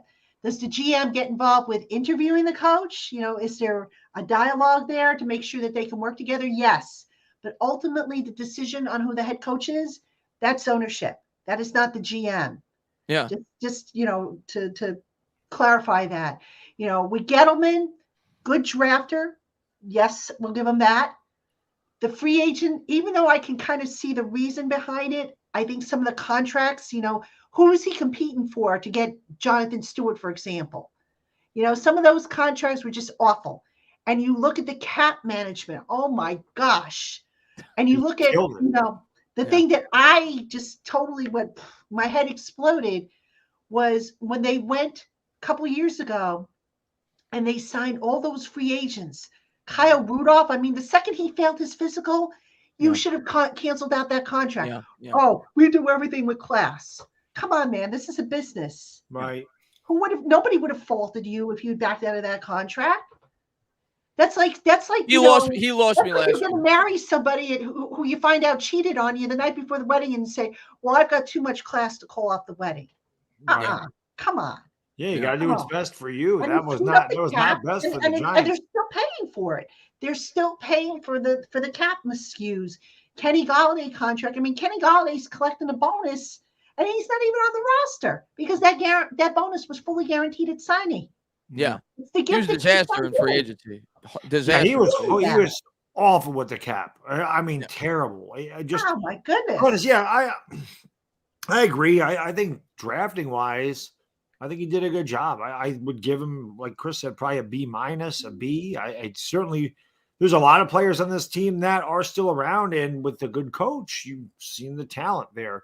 Darius Slayton was a 5th-round pick. You're signing into a second deal. That's really good value. You get a starting wide receiver. Again, if Slayton could just hang on to the ball, he'd be an average to above average wide receiver. The drops are what kills him. Yeah. He's very fast. He's athletic. He's good, and he's got a good rapport. Daniel Jones, he had a great rookie year. 5th-round pick. That's a good hit. And Julian Love, whether or not he signs with the Giants or not, him getting a good size second contract is a good draft. McKinney in the second round, I thought was a really good. Well, and Azeez Ojulari in the second round. We traded back to get Azeez Ojulari. Yep. I thought that he did a good job. Free agency, he gets a Z. And the guy, he just, again, the contracts are terrible. I don't think his heart was in the right place. Yeah. But his head with these contracts, he crushed. He like debilitated the ability to do anything else. There was no flexibility because he brought these guys. It kind of like Reese did in 2016. Yeah. What about remember the offensive line when they were touting about how good the offensive line was, and everybody's like, what makes you think that the offensive line is going to be so good? And their answer, and I remember asking this of Judge at the time. I said, why are you so convinced that this offensive line is going to be okay? Well, I know how they work. Okay, I know how people work too, in the industry. That doesn't mean that they're Pulitzer Prize winners, I think last year. I mean, that doesn't mean anything. Gettleman's last year, I mean, obviously he made the trade, which got us Thibodeau and Evan Neal. We may have got one of those. We definitely would not have got both. But he just, he's like, we're going to fix you. That was his thing. We're going to fix the offensive line. He never did. He took one. He had 6 first round picks. He took one, and that was Andrew Thomas. And he's pretty good. The only other guys I remember taking, he took that kid out of Kentucky, George, or whatever his name was in the 7th round. Never made the team. Matt Parrott's been a disaster. Shane Lemieux can't stay healthy. Hernandez, disaster. Will Hernandez, absolute disaster. Yeah. He did nothing. The last year, we didn't draft one. And he let go of Zeitler. Right. We did not. Oh. Yeah. We didn't draft one offensive lineman in that draft, and he let our best lineman go. That's where he lost me. I always stuck up for Gettleman, at least to give him a chance. Until last year. And when I started to see, and I was pumped up as everybody else when we got Galladay. But after I saw the draft and we let go of Zeitler and we didn't draft a single lineman, and then we're scrambling to pick up linemen before the start of the year.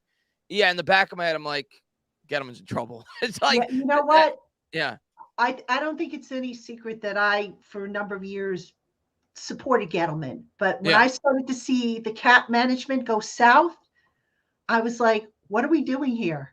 Yeah. And I remember saying to one of my colleagues, I said, what is he doing here? He's going to ruin this franchise. You know that. And my colleague was like, no. I see exactly what he's doing. I said, he's trying to take a shortcut here. It didn't work. The first 2 times they tried this approach with adding all these free agencies. What the heck makes them think it's going to work now?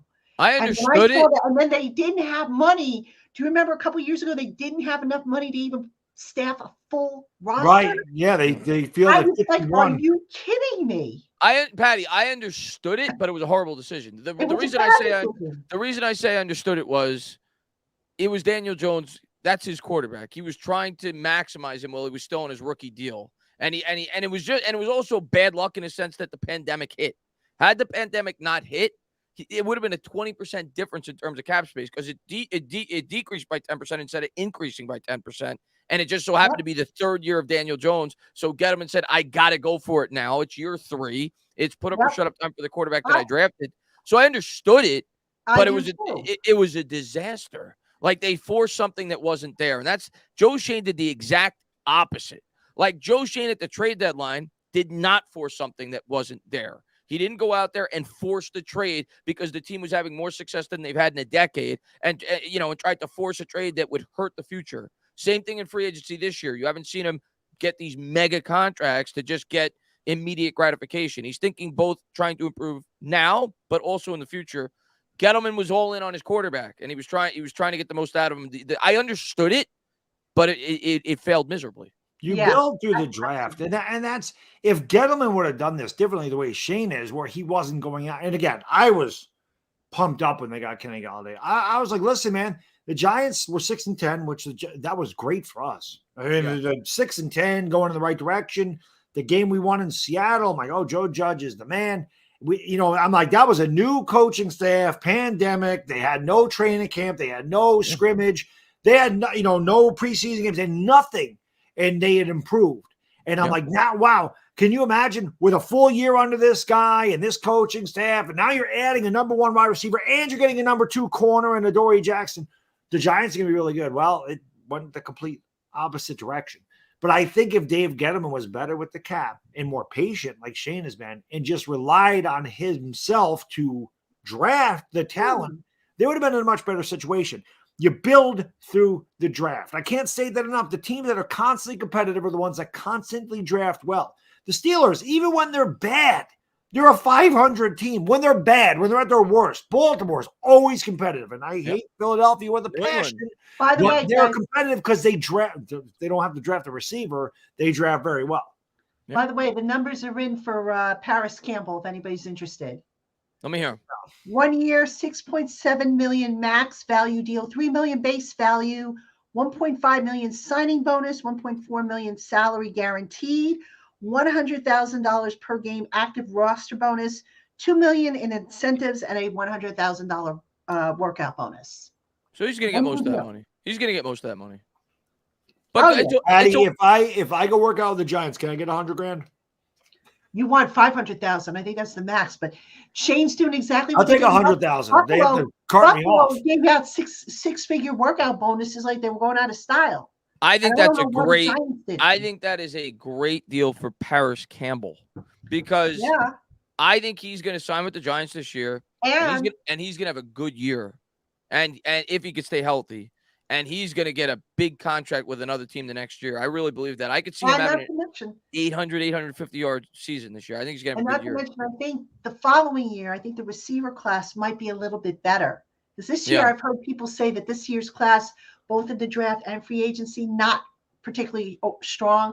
But next year, much different complexion. At least that's I'm excited for Paris Campbell. I am excited. I liked him going out of Ohio. I'm excited for him. He could end up being our number 1 wide receiver. He could be. On tomorrow's show, which I'm going to tape after we're done with this one, I have Jake Arthur from LockedOn Colts coming back, and he had some really good things to say about Paris Campbell, about what he can bring to the table and everything like that. And you know who else? You know who else has connections to him? Our wide receiver coach, Mike Groh, coached him in Indianapolis for 2 years. Yes, yep. And don't forget the Bobby. Bobby knows him. He said he was a hell of a player. So. Yep, plenty of it's all connected. A lot of upside with Paris Campbell. Yep. There's no question. And again, this is why I like what Schoen did. It's not like he went and gave these guys 4-year deals and backloaded the contracts where you're stuck with the player. If they don't work out, Paris Campbell plays 1 year, he's gone. Right. Waller, like I said, doesn't produce here, gets hurt, whatever. And the Giants we don't want to bring him back. We're just going to cut him. And it's nothing against the cap in 2024. You lose Leonard Williams' contract in 2024. Don't know what they're doing with Saquon. They're going to lose that. They have a ton of cap space in 2024. And I think Joe Schoen has done – this is why Joe Schoen's done such a good job, because the players that he's bringing in here, they're going to have the option to keep them next year because they're going to have more cap space. Or if they don't work, they can go in a different direction because they're going to have a lot of cap space to get somebody else. So he's not handicapping us the next 3 years by bringing in these players. And these players are upgrades over what we have. Darren Waller is a huge upgrade over what we have. Paris Campbell could be our number one receiver, for crying out loud. And obviously, Okereke is something we've missed for years. Listen, Joe Schoen, you're the man. Like I said, Shane's the main. He really is. He's done an awesome job. And if you're a Giants fan, like I said, for 5 years, I'd be on YouTube. Oh, Bad Dog, you're so negative. You're so pessimistic. What did I have to be optimistic about? Now I'm optimistic. And like, Bad Dog, I thought you were a realist. I thought you were a realist. You can't win. I'm happy that they're going in the right direction. I feel good about this team. For the first time in a long time, I feel good about this team. You make a good point, Dog. They're not locking guys up for 5, 6, 7-year contracts, which are going to eat. That's why I was kind of laughing. Some people in the media were saying, "Oh, they got to sign Daniel Jones for 5 years, to spread out the signing bonus." No, they don't. There are other ways to get that APY up than the signing bonus. There's roster bonuses. There's option bonuses. There's the Daniel Jones contract was brilliant. It was brilliant. And anybody that says otherwise didn't look at the contract. This is the beauty part. This is what's so cool about what Shane's doing. By not committing long-term to certain guys, he's saying, okay, prove it to me. If you outplay this contract, we'll rip up your current deal and we will pay you a new one. So this way, one of the pitches, and if I were a player and the GM said this to me, look, you take a little less, you take this structure. If you outplay it, we'll rip it up and we'll pay you market value. So this way, you're never going to be lagging behind. That's a really good approach if you think about it. It's a great approach. Think about it? I mean, and you keep. I'm gonna tell you what I think is gonna happen with the Jones contract. I think it's these 3 years, and I think they're gonna extend them off the 3rd year, and then they're gonna do the same thing. I think they're gonna structure it in a way where the first 2 years or the first year or two is open. They kind of push the money back, and then after the 3rd year, if they want to keep them, they rip it up and they do the same pattern all over again. I think they're gonna continue to do that. Over and over and over again. They're not going to go like 7 years like Pat Mahomes, but I think Shane's going to take that approach with Jones. Yeah. And I have no reason to think. I think Dan Jones is going to see another contract as the Giants because I believe in Brian Daboll and I believe in Mike Kafka. Well, Kafka probably won't be here, but I believe in Brian Daboll and I believe in Joe Schoen to bring in the players in here to maximize Daniel Jones. And I think Daniel Jones is a good quarterback. Absolutely. I see someone in that chat just said the Eagles signed Greedy Williams from the Browns. Oh, did they? Well, this is what I'm going to say about the Eagles, and I mentioned this before. They're just trying to win a Super Bowl because eventually this dead cap is going to kill them. It will get them eventually. It will catch up with them, yeah. It will. So they're just all he's doing is backloading it, backload, trying to win a Super Bowl. And Dallas too is backloading like crazy. Well, listen, Howie knows what he's doing. Jerry Jones doesn't have a damn clue. Jerry Jones thinks he's playing Madden, and I'm happy about that. I'm happy about that. But, I'm not. Hey, listen, long live Jerry, like you said. Yeah, long live Jerry. I mean, All right. Giants Mafia asked, do you think the Giants could trade for a receiver at the trade deadline this coming season? Here's something you got to keep in mind, Giants Mafia. As of right now, I don't know that the Giants are in line for any comp picks. They've only lost Nick Gates. They've signed, 4 guys? They're gonna lose Love though, and they didn't sign Waller. It doesn't matter. Right the Slayton contract's going to offset it. The Slayton contract will. Yeah, I think they're going to offset. So I don't know how many draft picks they're going to have to where they can potentially think about trading for a receiver at the trade deadline. Never say never. I get it, but I would say probably not. I think. Yeah, by bringing back Slayton, that took away our. I think. I don't think that's going to be in the cards. I'd rather just draft a number 1 receiver and trade for one. Exactly. Look, the trade. Get him on a rookie deal. Don't give up any picks and get a young kid. Get Jordan Addison. You're one of those guys. Well, that's the beauty of this roster now. Is the wide. Not that we have great wide receivers. We don't. But the core now is deep. Where you can draft a guy in the 3rd round, maybe with a lot of upside, and you don't have to stick him. Jalen Hyatt falls in the 2nd round. You don't have to stick him into he didn't run as fast as people thought he would. I don't care about the combine. The combine's the underwear Olympics, as long as my guy Uncle Lou calls it. It's the underwear Olympics. Yeah, a combine doesn't mean anything. The guy's running in a controlled environment in their underwear, Right. It doesn't really matter. You want to see them catch the ball, but who cares about their 40 speed? Straight on speed. I don't have a corner in my way. No obstacle, no pads, no nothing. I'm just running. It's a track meet. It's cool. I love the 40. It's my favorite event. I like watching dudes fly. I think it's amazing how fast some of these guys run. It's incredible that a human being can move that fast, especially guys that are 300 pounds running 4.7s. It's just stupid. It boggles the mind. But I'm just, to me, it's not that big of a deal. But Jalen Hyatt didn't run as fast as people thought. There's a lot of question about his route running ability and all this other stuff. And I know Tennessee pretty much just played a backyard offense. That's really what they did. They just land up and threw the ball. Hurry up offense. They had like 13 plays on the wristband, and that was all they did. But if that's a guy you can get later in the draft, there's no reason to think, well, why not? He'd be cheap. And maybe he turns into something.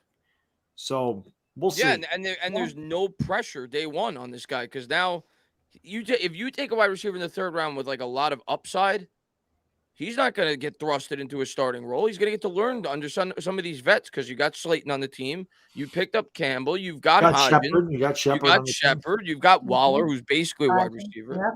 So it's a good situation for a young guy to kind of grow into. I think a lot of people were down on the fact that, is Bellinger going to is this going to curb his development? No, I don't think so. Mm-hmm. I just think now he's going to be developed properly. Now, as a fifth-round pick, he's not thrown into a starter's role. He's a guy that can learn from established pros and grow into what. And he had a good year. I mean, he had a really great good season. Yeah. It's too bad somebody raked Hulk Hogan raked his eyes there. But I mean, Bellinger was a really good target in the red zone. He was very effective. Like I said, that'll make him even better, because a lot of times you're going to get down inside the 10, and then you got all these options if you're the Giants. So Daniel Jones can run. You got Barkley. Obviously, Darren Waller, if he's healthy, that's a major threat down there. A lot of times you're going to forget about the second tight end. And that's where Daniel Bellinger can get all those, hawk all those touchdowns. 6'5", sure-handed. Hodgins 6'4". Right. They got threat Hodgins as well. So, and you got shifty guys like Wan'Dale Robinson in the slot. Paris. Paris Campbell. So it's just, It's beautiful. It's beautiful. It's a good. Yes, it is. It's good. All right, listen, guys. We got to take our final commercial break, and then when we come back, keep popping those questions and comments in the box, and we'll continue this party. So don't go anywhere. Hey, Giant fans! It's currently roster building season in the NFL, but that doesn't mean that the rest of the sports world is idle. You've got the NBA going on, the NHL, baseball is going to be coming back soon. The WNBA, so much is going on. And right now is the perfect time to download FanDuel, America's #1 sports book, because new customers get a no sweat first bet up to $1,000 if their first bet doesn't win. Yep, just download the FanDuel Sportsbook app. It's safe, secure, and super easy to use. Then you can bet on everything from the money line to point scores to the spread and more. Plus, FanDuel even lets you combine your bets for a chance at a bigger payout with a same-game parlay. So don't miss the chance to get your no-sweat first bet up to $1,000 in bonus bets when you go to FanDuel.com/LockedOn. Make every moment more with FanDuel, an official sports betting partner of the NFL. All right, everybody, welcome back to Locked On Giants Live. You got Traina and Dog, the dream team. The dream team. It's like Waller, Campbell, and Slayton. Right. Yeah, but we're more established. It's like a law firm. Traina and the Dog. We've been around longer, So yeah. No, but seriously, somebody called us the dream team. So I was like, oh wow, that was a nice compliment to me to be included in such high. Well, listen, for some people this might be a nightmare, but it's all good. Nah, not to anybody who counts. I mean, look. There you go, Pat. That's right. Not to anybody who counts. Look, we've got our regulars who come in every time we do a live show. I mean, it's like a family, and I look forward to this. My husband was saying to me, he goes, "You're going to do a 2-hour live show tonight." He says, "You got all this work to do, and you're going to do a 2-hour live show." I said, "We'll miss it, man." Yeah, of course. I mean, I'm not, for the first time today, I'm not like this, stressed out. I'm not tight. Flip said no Larry and Curly. That. Yeah, here we go. Manny Mo. Yeah, Flip, I think, said this. Larry and Curly.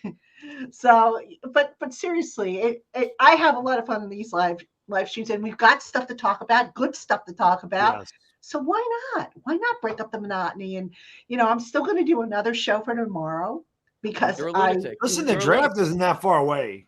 It's not. I mean, we'll have plenty to talk about, still to come.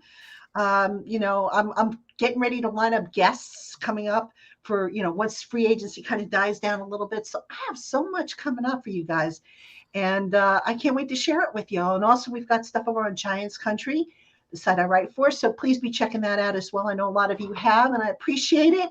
And of course, Instagram. I mentioned Instagram, my Instagram account, where I'm trying to put previews of stuff. And I'm going to start putting, videos in the spring if we're allowed to do that, film them at the Giants and all kinds of cool stuff. So there's my contact for Instagram at Patty Traina, PATTITRAINA. And then, of course, my Twitter account is at Patricia_Traina.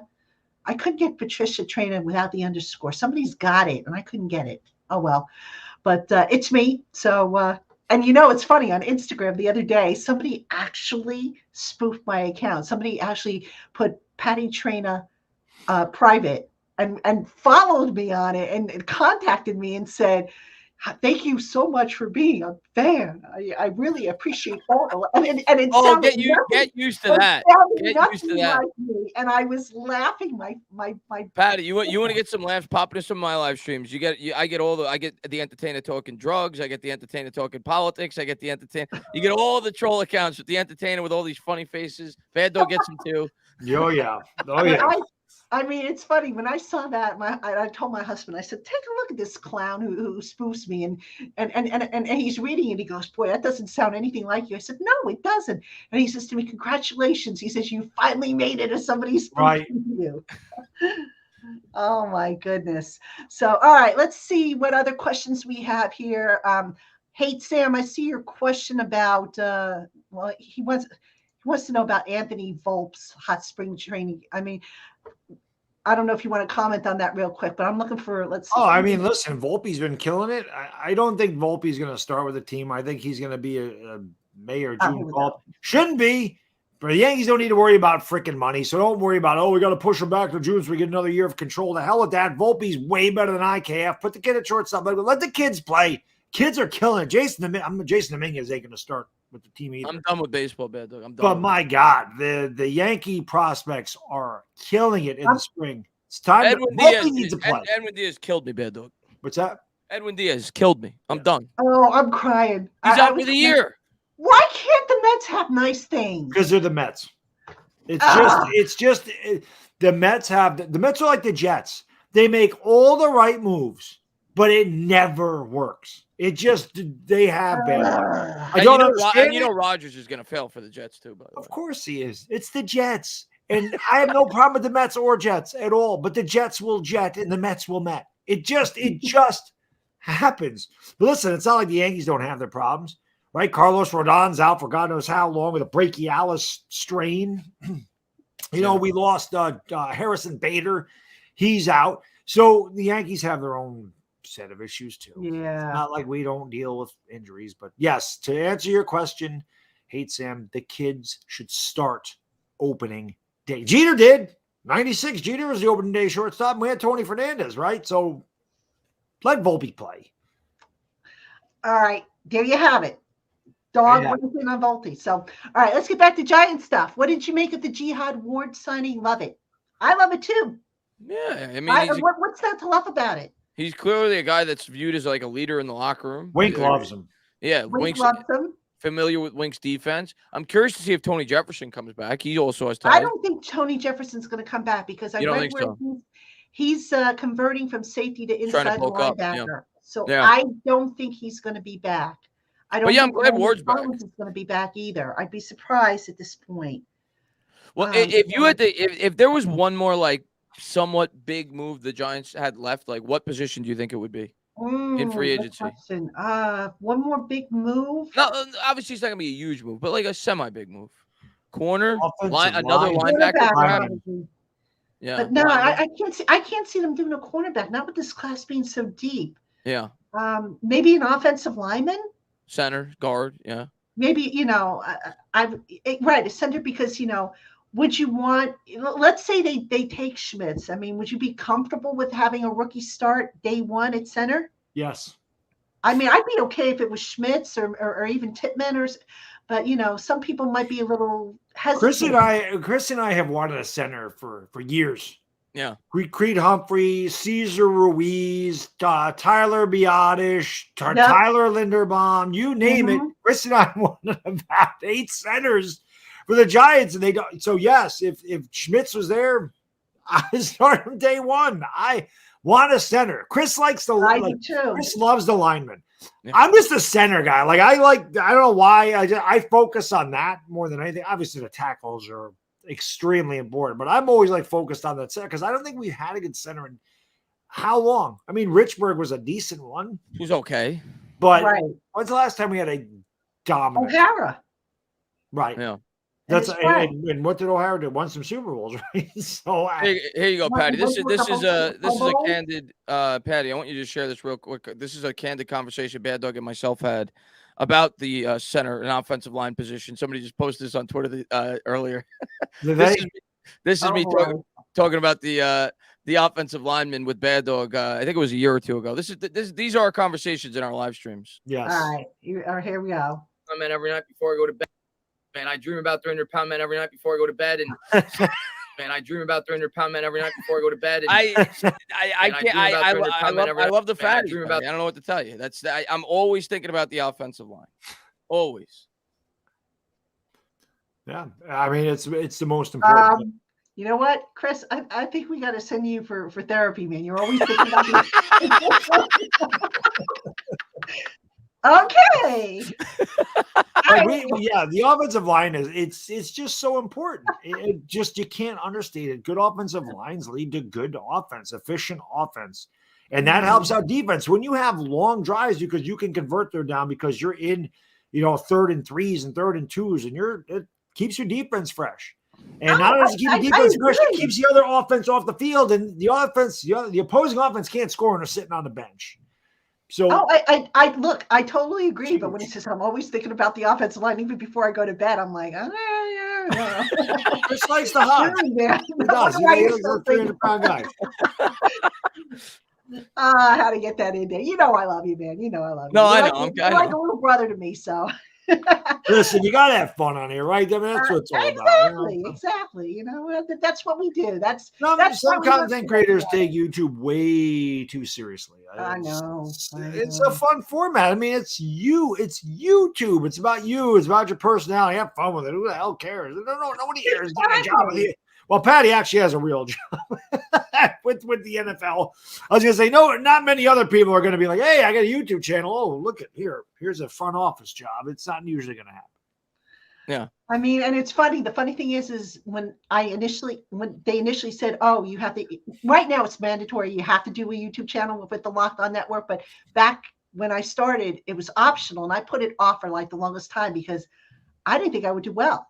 I really, truly did not think I would do well on YouTube because I was always uptight on the camera. I still am kind of, and I don't exactly have the best radio voice. I mean, because I wasn't trained in that. I was trained as a writer, and I did that for a number of years. And they said, "Oh, you'll get better at it. Just keep doing it. You'll get better. You'll get better. You'll find your voice. You'll start to get comfortable." And I think I've gotten a lot better. It's like anything else, Patty. The more you do it, the more you do it, the more you. And it helps. People ask me, "Oh, what would you ever consider doing a live stream by yourself?" I just find it better when I have somebody to talk with, and to bounce, to have that back and forth. I mean, could I do something by myself? I probably could. I don't think a lot of people would come if I did that. But, yeah, they would. It's just better to have. I think to have a group because it's like we're just sitting around, You know what's crazy to me? I was thinking about this actually a week ago when I was on YouTube, and I don't go on that often. When I'm not on YouTube, I try to stay off of it because it becomes obsessive for me, like it used to. So, but how much YouTube has grown as a sports platform because it used to just be people like me and Bad Dog, like when I first started for the most part. Now now you got everybody on YouTube, like have their own, like I'm like Pat McAfee, the Kelsey brothers, all the Mike Francesa, like everybody's got a YouTube channel now, and they're posted. Like YouTube has grown so much as like a platform. Yeah, even like all the WFN guys now, they're all on there too. It's like it's just blown up from like an the one thing I'll say, and I say this all the time, and I don't know this for a fact, but I know when Chris and I started our show, Talking Giants, there was no other content creators that did that. There was no other content creators that did a show together every week. I don't remember that. In 2018, the streaming was just getting started. I think Chris and I actually did it on Zoom. I don't even think StreamYard was around when we started doing either Zoom or I think we did that on Zoom. We started on Zoom, yeah. And then maybe it's the other one. I can't think of the other one. OBS. Skype. Or OBS, Skype. Yeah. Skype. So, and then, we would use OBS, and now StreamYard is really easy. So, but I don't remember other ones doing that. And I know for a fact that in 2020, when the pandemic hit, there wasn't a lot to talk about because, sports had stopped. I came up with an idea. Why don't I get, some of the most popular content creators from each of the division rivals and do that? Because I think that would be fun. And that had never been done before. And now I see that everywhere. I saw NFL writers with Eagle writers or beat reporters, whatever they were, with Eagles, Giants, Washington, and Dallas. And I go, oh, like that was my idea.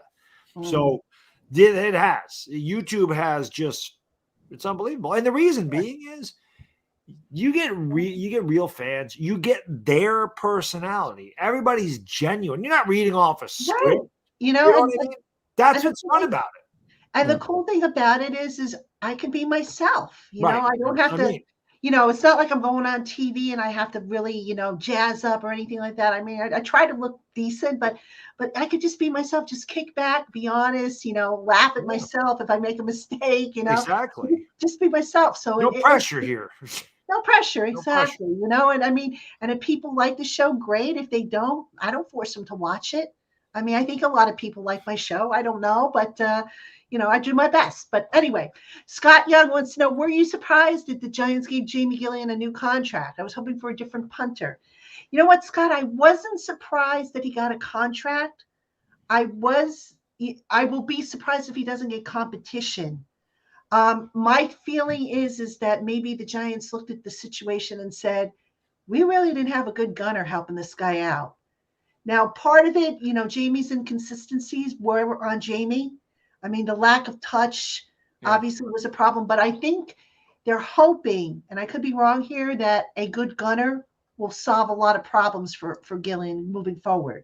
You took the words out of my mouth. I'm not surprised they gave him a contract. I will be surprised if somebody isn't in there to compete with him before the year starts. I don't think he's I think you have to bring in the competition. You absolutely have to. I don't know why they draft a punter. What's that? They have 3 compensatory picks in the 7th round, or possible they could. Is it? Draft the punter. Could they? I mean, I suppose they could. What's Matt Dodge doing? Which, by the way, brings me to Gettleman's most underrated signing, Graham Gano. Yes. That guy's money. That guy, I'm so happy. He had him in Carolina, and we know what he did to us in Carolina. Yeah, he's been great as a Giant. Yes, that was a good signing. That was his best signing. That was probably the best one. Absolutely. Yeah. So, I mean, Gettleman, he had his mistakes, but he wasn't a complete disaster. I mean, the core bad. I mean, just, But there was good things that came out of it. It's like a relationship, Patty. It's like a relationship. When you get into a 4-year relationship, there's a lot of bad when you break up, but you look back and say there was some good that came out of it. Yeah. Same thing with Gettleman. You got to be, I try to look at it objectively, I mean, so anyway, Chiefs Kingdom. Oh, we got a Chiefs fan here. I wonder if this is my brother. I was going to say, is that your brother? I was going to say, no, it's probably not my brother. My brother's actually texting me. I can see him texting me. And I was like, dude, I'm doing my live show here. What do you think of taking John Michael Schmitz at 25? I'd sign up for it. I mean, absolutely. I like Schmitz. I think he's the best center in this draft. You get a good young center to go on that offensive line. You got 2 young tackles. You got Presumably, you're going to have a young left guard, I think. Then, in a year, you're going to replace Glowinski probably. I want a young offensive line. I want to see continuity on that offensive line. They haven't had continuity on that line since the days of that 2007, 2008 line. And I think they just do. I miss those days. I miss this. I mean, it's rare to have that, but I'm going to say that's one thing in common. Every time the Giants won a Super Bowl, they had a really good offensive line. Yes. Yep, absolutely. Underrated, but very good. Papa Guzzo. We haven't heard from him all night, so let's get one in here from Papa Guzzo. Do you think the Giants improve and miss the playoffs, or do you think they make the playoffs and get to the NFC Championship game? You know what? I think it's too soon to say, Papa Guzzo, because let's see what the draft brings. I agree. I think if you hold that question and ask me that maybe when we get to, the start of training camp, July. Let's see the entire roster. It's too soon to say. I'm going to tell you this, though, Patty. I'm picking us to go to the playoffs this year. Right. Because I got faith in Brian Dable.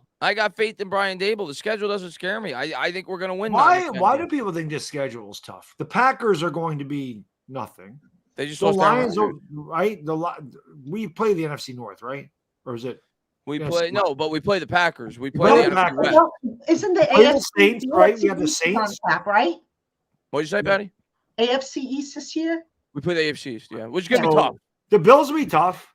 Jets got Rodgers. They'll be tough. We can beat the Jets. We can beat the Jets. The Giants beat Rodgers. The Dolphins, it depends on if Tua is healthy or what they do. I mean, the Dolphins we could beat. Patriots we could beat. Patriots we can beat because Joe Judge is still there. I mean, if they get rid of Joe Judge, it might be a little bit more. I'm not. It's not because I don't believe in Mac. I think Mac Jones is pretty. I think the Patriots are good. Belichick's the greatest ever do it. But you got Joe Judge, any part of your offense. I mean, you just got to worry about the quarterback sneak. You game plan for that, and they got no chance. What else we got? We got the NFC West, right? You got the Cardinals. If we get them early, no Kyler Murray, and even if we get them, the Rams Kyler Murray just coming back, right. We could beat them. San Fran's going to be very tough. I mean, for me, it's too soon to say, okay, this is a win. I'm going to hold off because I've got to see how the schedule falls. Also, where the primetime games. I think the Giants are going to get a lot of primetime games this year. Yeah, we'll play Philly in primetime. I just want to beat Philadelphia. We just beat things.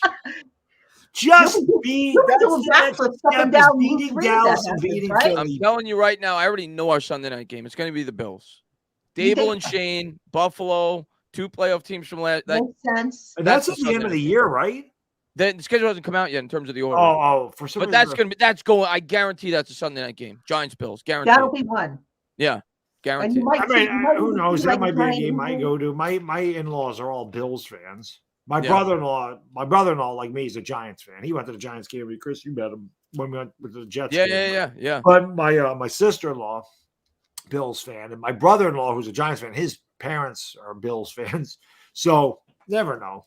I don't want to make that trip. I hate that drive to Buffalo. Sucks. It's horrible. That's a horrible drive. I'd rather just fly there and be there in a half an hour. Honestly. Assuming that it's not in the middle of winter. That could be a little, Yeah, well, I mean, but anyway, New York, Buffalo.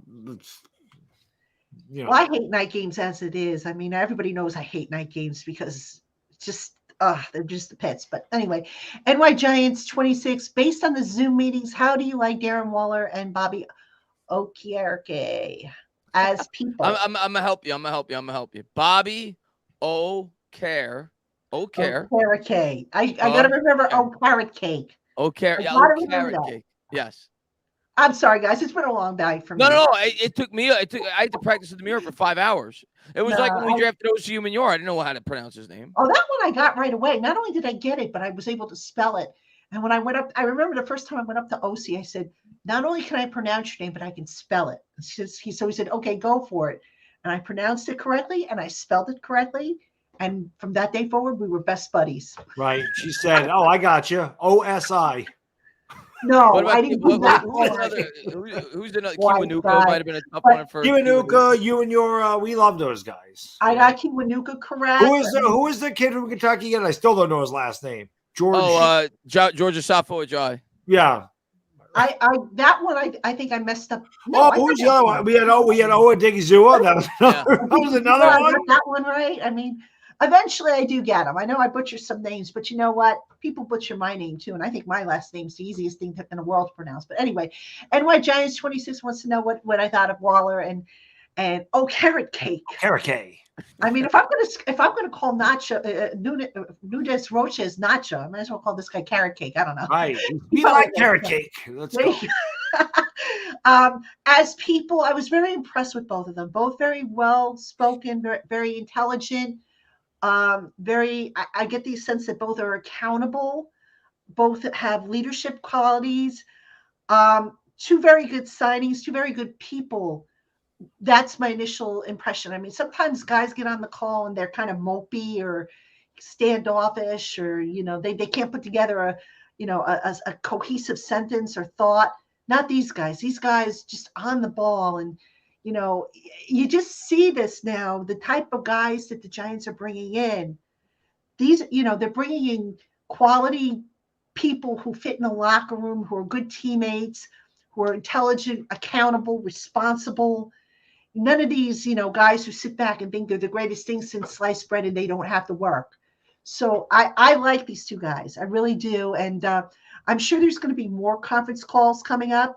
I don't know what the schedule is for tomorrow. The Giants haven't told us, but what they've been trying to do is they've been trying to get us like at least one guy as they officially sign their contract. They got to officially sign, and if the guy is able to stick around and doesn't have to run out to catch a flight, they usually, throw him on a conference call. So we'll see what tomorrow brings. I really like the Darren Waller trade. I really like Darren Waller. I just love like I said, I love the fact that this is just such a low risk, high rewards. He was so good when he's healthy. Yeah. And again, it's not like this is a backloaded contract where if he's hurt, they're stuck with him and they have to keep him on the team. They don't. And he's out. He said, I'm out to prove that I'm not an injury-prone player. That doesn't mean much of anything. I mean, that can happen at any time. Yeah. And let's hope, because it seems like for whatever reason, I mean, we've had so many positions beat up by injury, but that tight end position seems like we can't do anything. Yeah. And I'm going to tell you again, these small signings, I really thought Lawrence Cager played very well at the end of the year last year. He did. He's an athletic guy. Like the tight end room is really coming together, and I think Waller really, moved that up a notch. Waller, I'm really excited about what Joe Schoen and Brandon Brown are doing here. And again, these two guys come from organizations that know how to work that cap. So, I always try to mention Brandon Brown too, because I know, a lot of times he gets shuffled back, and like people don't. But he's a big smart guy. And when we signed him initially, I'm like, I think that was such an underrated move by the Giants to get him on board. Because again, he just knows, he comes from an organization that knows how to work the cap. And that's so important in the NFL. We know this as Giants fans because we saw Reese bomb the cap at the end of his tenure, and Gettleman somehow made what Reese did look like carrot cake. Right? I mean, that's because what Gettleman was doing. Gettleman was printing Monopoly money. Yeah, it was another 500 over there, whatever. So I love what the front office is doing. I love that we got a good young coaching staff. I've said this before. We have 21st century analytical minds now. We're not stuck in the dark ages anymore. Giants are a modern team with modern coaching and modern front office, and they're not, like Chris said, they're not getting impatient. They're not just going out there and, hey, we're in the playoff picture. Let's dump off. Let's get rid of our second round pick for Jerry Jeudy or whatever that, let's just do it because we have a chance. I like that they know what they had. And Joe Schoen, without saying it exactly, pretty much said, I'm going to stick where we have. I don't think we're good enough to win a Super Bowl if we go out and spend our draft picks to get Jerry Jeudy. Yep. And again, that goes back to what I was saying about him being honest. Yep. Yeah. How refreshing is that? And what's so refreshing to me, that maybe we weren't the best team. How many GMs say that? Yeah, and what's so refreshing to me about Shane is he used free agency the way it's meant to be used. Right. He didn't use free agency for answers. With Dave Gettleman, he used free agency for answers. Nate Solder was supposed to be an answer, the highest paid left tackle in football. Kenny Golladay was supposed to be an answer, right? They paid him $18 million a year, which at the time was an absorbent amount of money for a wide receiver. Alec Ogletree was supposed to be an answer. Ogletree was supposed to be an answer. What Shane did, he said, Jenkins was supposed. Janoris Jenkins. Well, that was Reese, but Jenkins, Snacks, Olivier Vernon. What Shane did, he said, I'm plugging holes. Campbell, you're here for a year. You're a 1-year contract. Slayton, you're here for a year. I could get rid of you after next year. Shepard. Darren Waller, you're here for a year. If you get hurt, I could get rid of you. These guys are hole fillers as he builds up the youth that is inevitably probably going to replace them at their positions and with long-term options. The cap space next year is huge. Yeah. It's huge next year. They have a ton of cap next year. So, he's plugging holes with the ability. Listen, the Giants, we've seen it. They re-signed a lot of their guys. Barkley's back. Slayton's back. Shep is back. Jones is back, right? All these guys came back. So if Waller's under contract through 2026. So if he's good, you just keep him there. You don't mess with the contract. You keep him.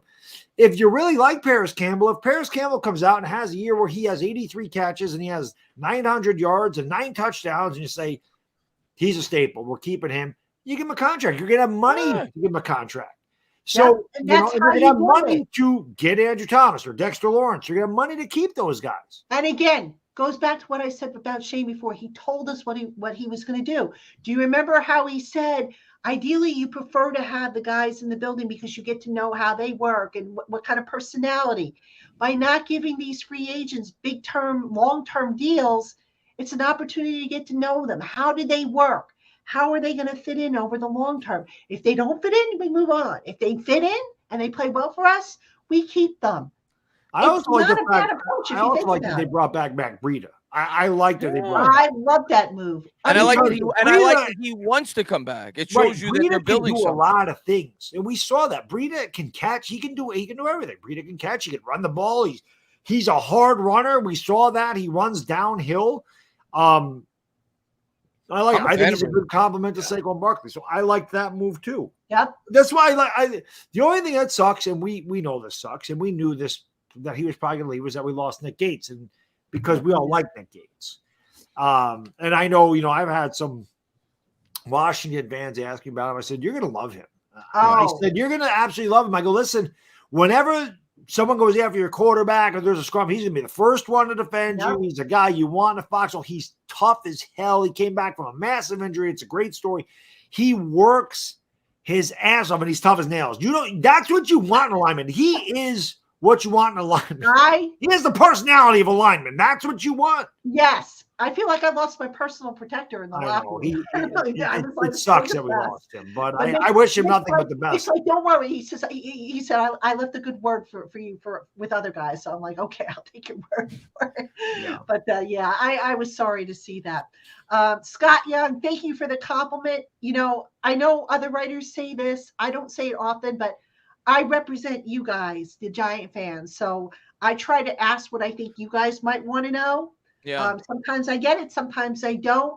But, I try to be accessible to you guys via Twitter, Instagram, here on YouTube. So if there's something you want to know, if I can't get you an answer, I'll try and get you an answer.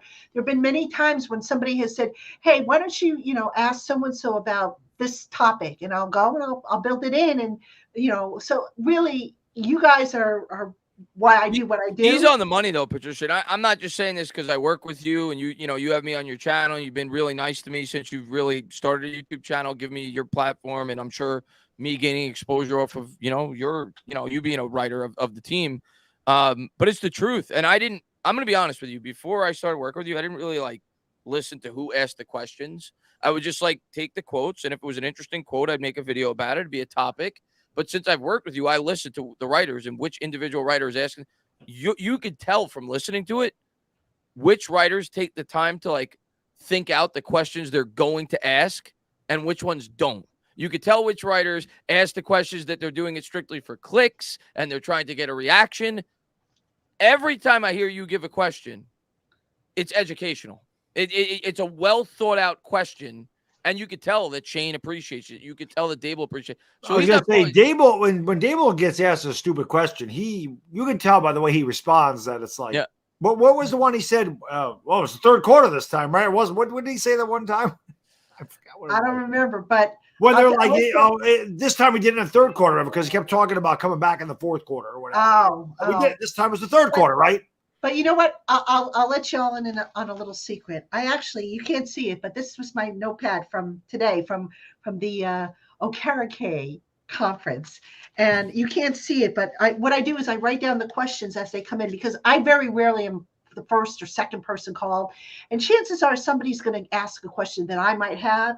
So I usually put like on the side here, I put down the questions. I write down what I might want to ask. So if somebody asks a question, I cross it out and I say, okay, this question's gone. So I do give some thought into what I'm going to ask ahead of time. I try to research the people. Now it's a tough balance because there's obviously things that I find out in my research that I don't want to put out there for the group to jump on and then steal my story. Like I've got a great lead on Okarike, an interesting human interest story on him. And I did want to ask him about it because I said, the second I put it out there, boom, it's going to be out there and somebody's, Serbi's going to get it or somebody else is going to get it. Yeah. So it is a balance act, but yeah, I do try to give some thought, and I'm not the type where I feel I have to ask a question every day. If I have something pressing, I'll ask it. But if I don't need to hear myself talk. I mean, that's just how I feel. Yeah. So, no, it's thank you for the compliment, Taina. I appreciate it. No, it's true. When I listen to the press conference, I'm like, you could tell you took time to think about that question. Where other guys, it's just like, I'm not going to give any names, but somebody will come up and, who was it in the last press conference with Waller? I think it was Pat Leonard. I can't remember. I don't remember who the last question was that they showed. And he said, did you pass your physical? And Darren looked at him like, yeah, he wouldn't be. I'm still in the building. Am I not? I was like, oh my God, these guys, man. Yeah, sometimes, I don't want to be critical of my colleagues, but sometimes some of the questions I'm like, I have to train myself not to roll my eyes because it's like, duh. So, yeah, I just, try and stay in my own lane and do what I can do, and let them ask what they feel is important. Where I get huffy, if you will, is when, and I've had this happen where certain people who shall remain nameless have actually laughed at me for some of the questions that I ask because it breaks up the flow of what the question du jour is. You know what I mean? So I'll never forget.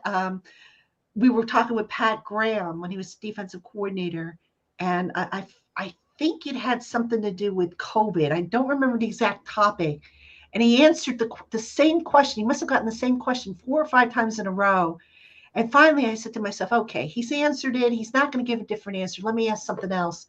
So I asked something different. And I remember somebody actually, without mentioning me by name, called me out on Twitter and said, the big story of the day is the COVID thing. And another reporter comes in and has the gall to ask about, and I forget what it was I asked about, but you probably asked, why are you playing soft zone on 3rd and 2?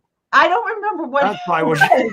I don't remember what it was, but I remember the person calling me out, and I remember going up to that person the next time I saw him or her and getting in that person's face and said, what the hell was that? And they were like, well, I didn't mention your name. No, but everybody on the call knew who it was. And anybody listening to the conference call would know who it is. All right. Yeah. Don't do that. I was furious, man. It's like I like when you get a little furious, a little animosity. I like it. Yeah, that's the Italian. That happens. I know you don't like it, but I like seeing a little fire. Yeah, listen, when we do the game together and Chris gets mad, that makes me happy. Like when Chris gets pissed, I'm like, yes, thank you, because I get mad. I blow gas because I scream at the top of my lungs. Chris is usually a level-headed guy, so when Chris, like the one day he broke a beer bottle or whatever it was, when we missed the 2-point conversion against Tampa, they picked up the flag. Yeah. I'm like, yeah. That's what I'm talking about. See, Chris. Yeah, I remember that reaction. Yeah, so it's like, so I remember that reaction for Bad Dog. So you remember the game, Pat, when they picked up the 2-point conversion at the end when we played Brady like 2 years ago, and we just lost the game. But Bad Dog was happy because I reacted that way. Right. Rather than flipping out, Bad Dog, like, yes, Chris. Yes, I was not happy, but I'm like, yes, happy. Chris is pissed. I love it. Yeah. It's funny. When I do my tape shows, I get pissed at myself because I think I've told you this before.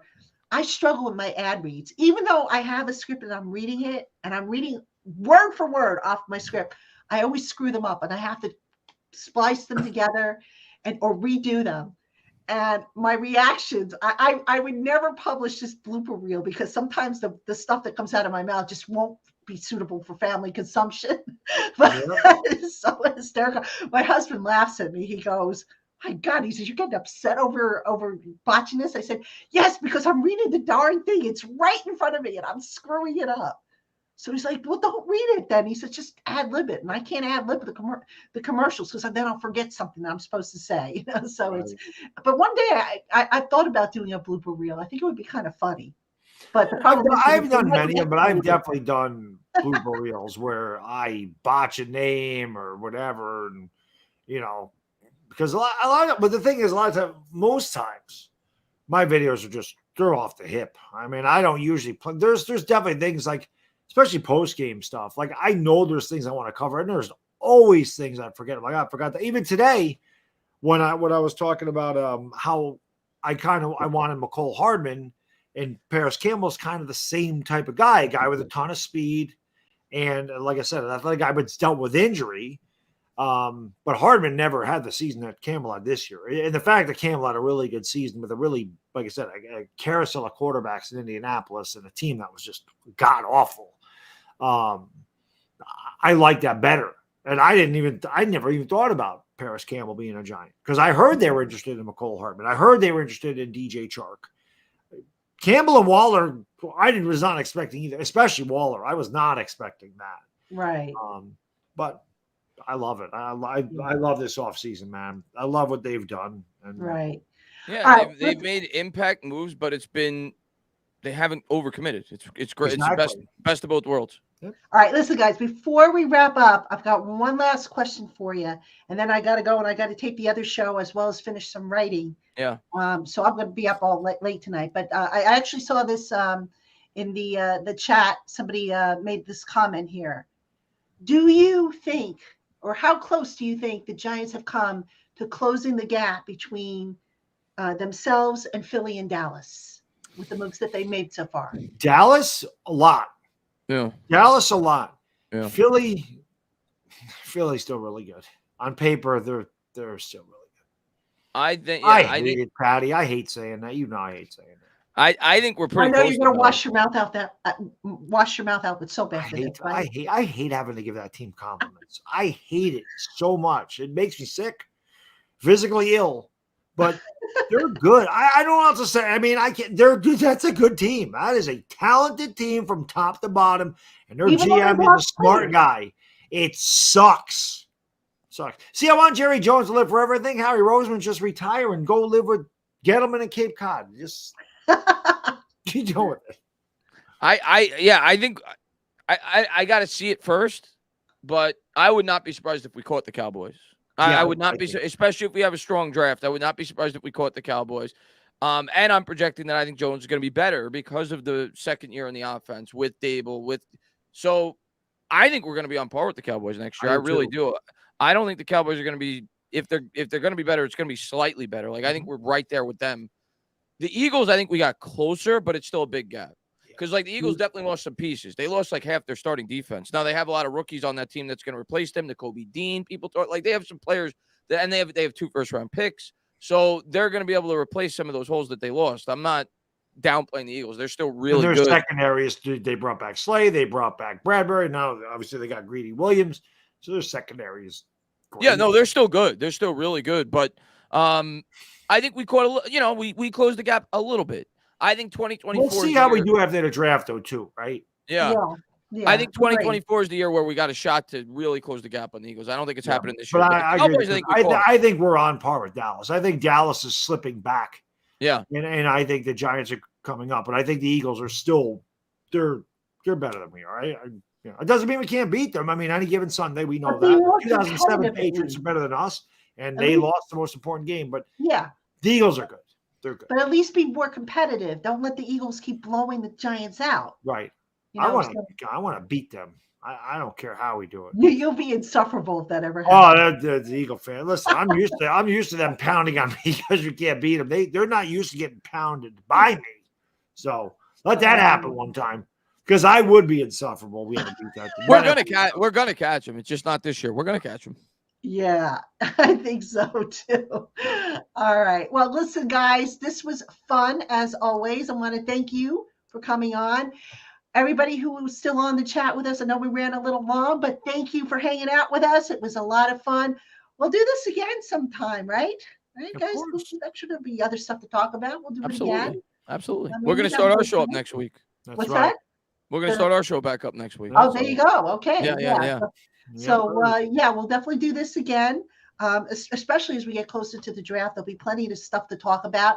And we'll see if there's any other blockbuster moves that, warrant us jumping on the show. But this was fun. Thank you so much for tuning in. Don't forget, there's going to be a regular show tomorrow. I'm going to tape that after I get off here and after I get something hot from my voice, because I know my voice is going. Check me out on Giants Country as well. Follow me on Instagram, Twitter.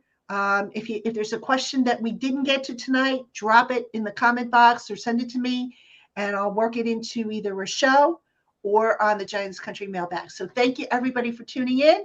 We'll see you again soon. I'll see you guys tomorrow.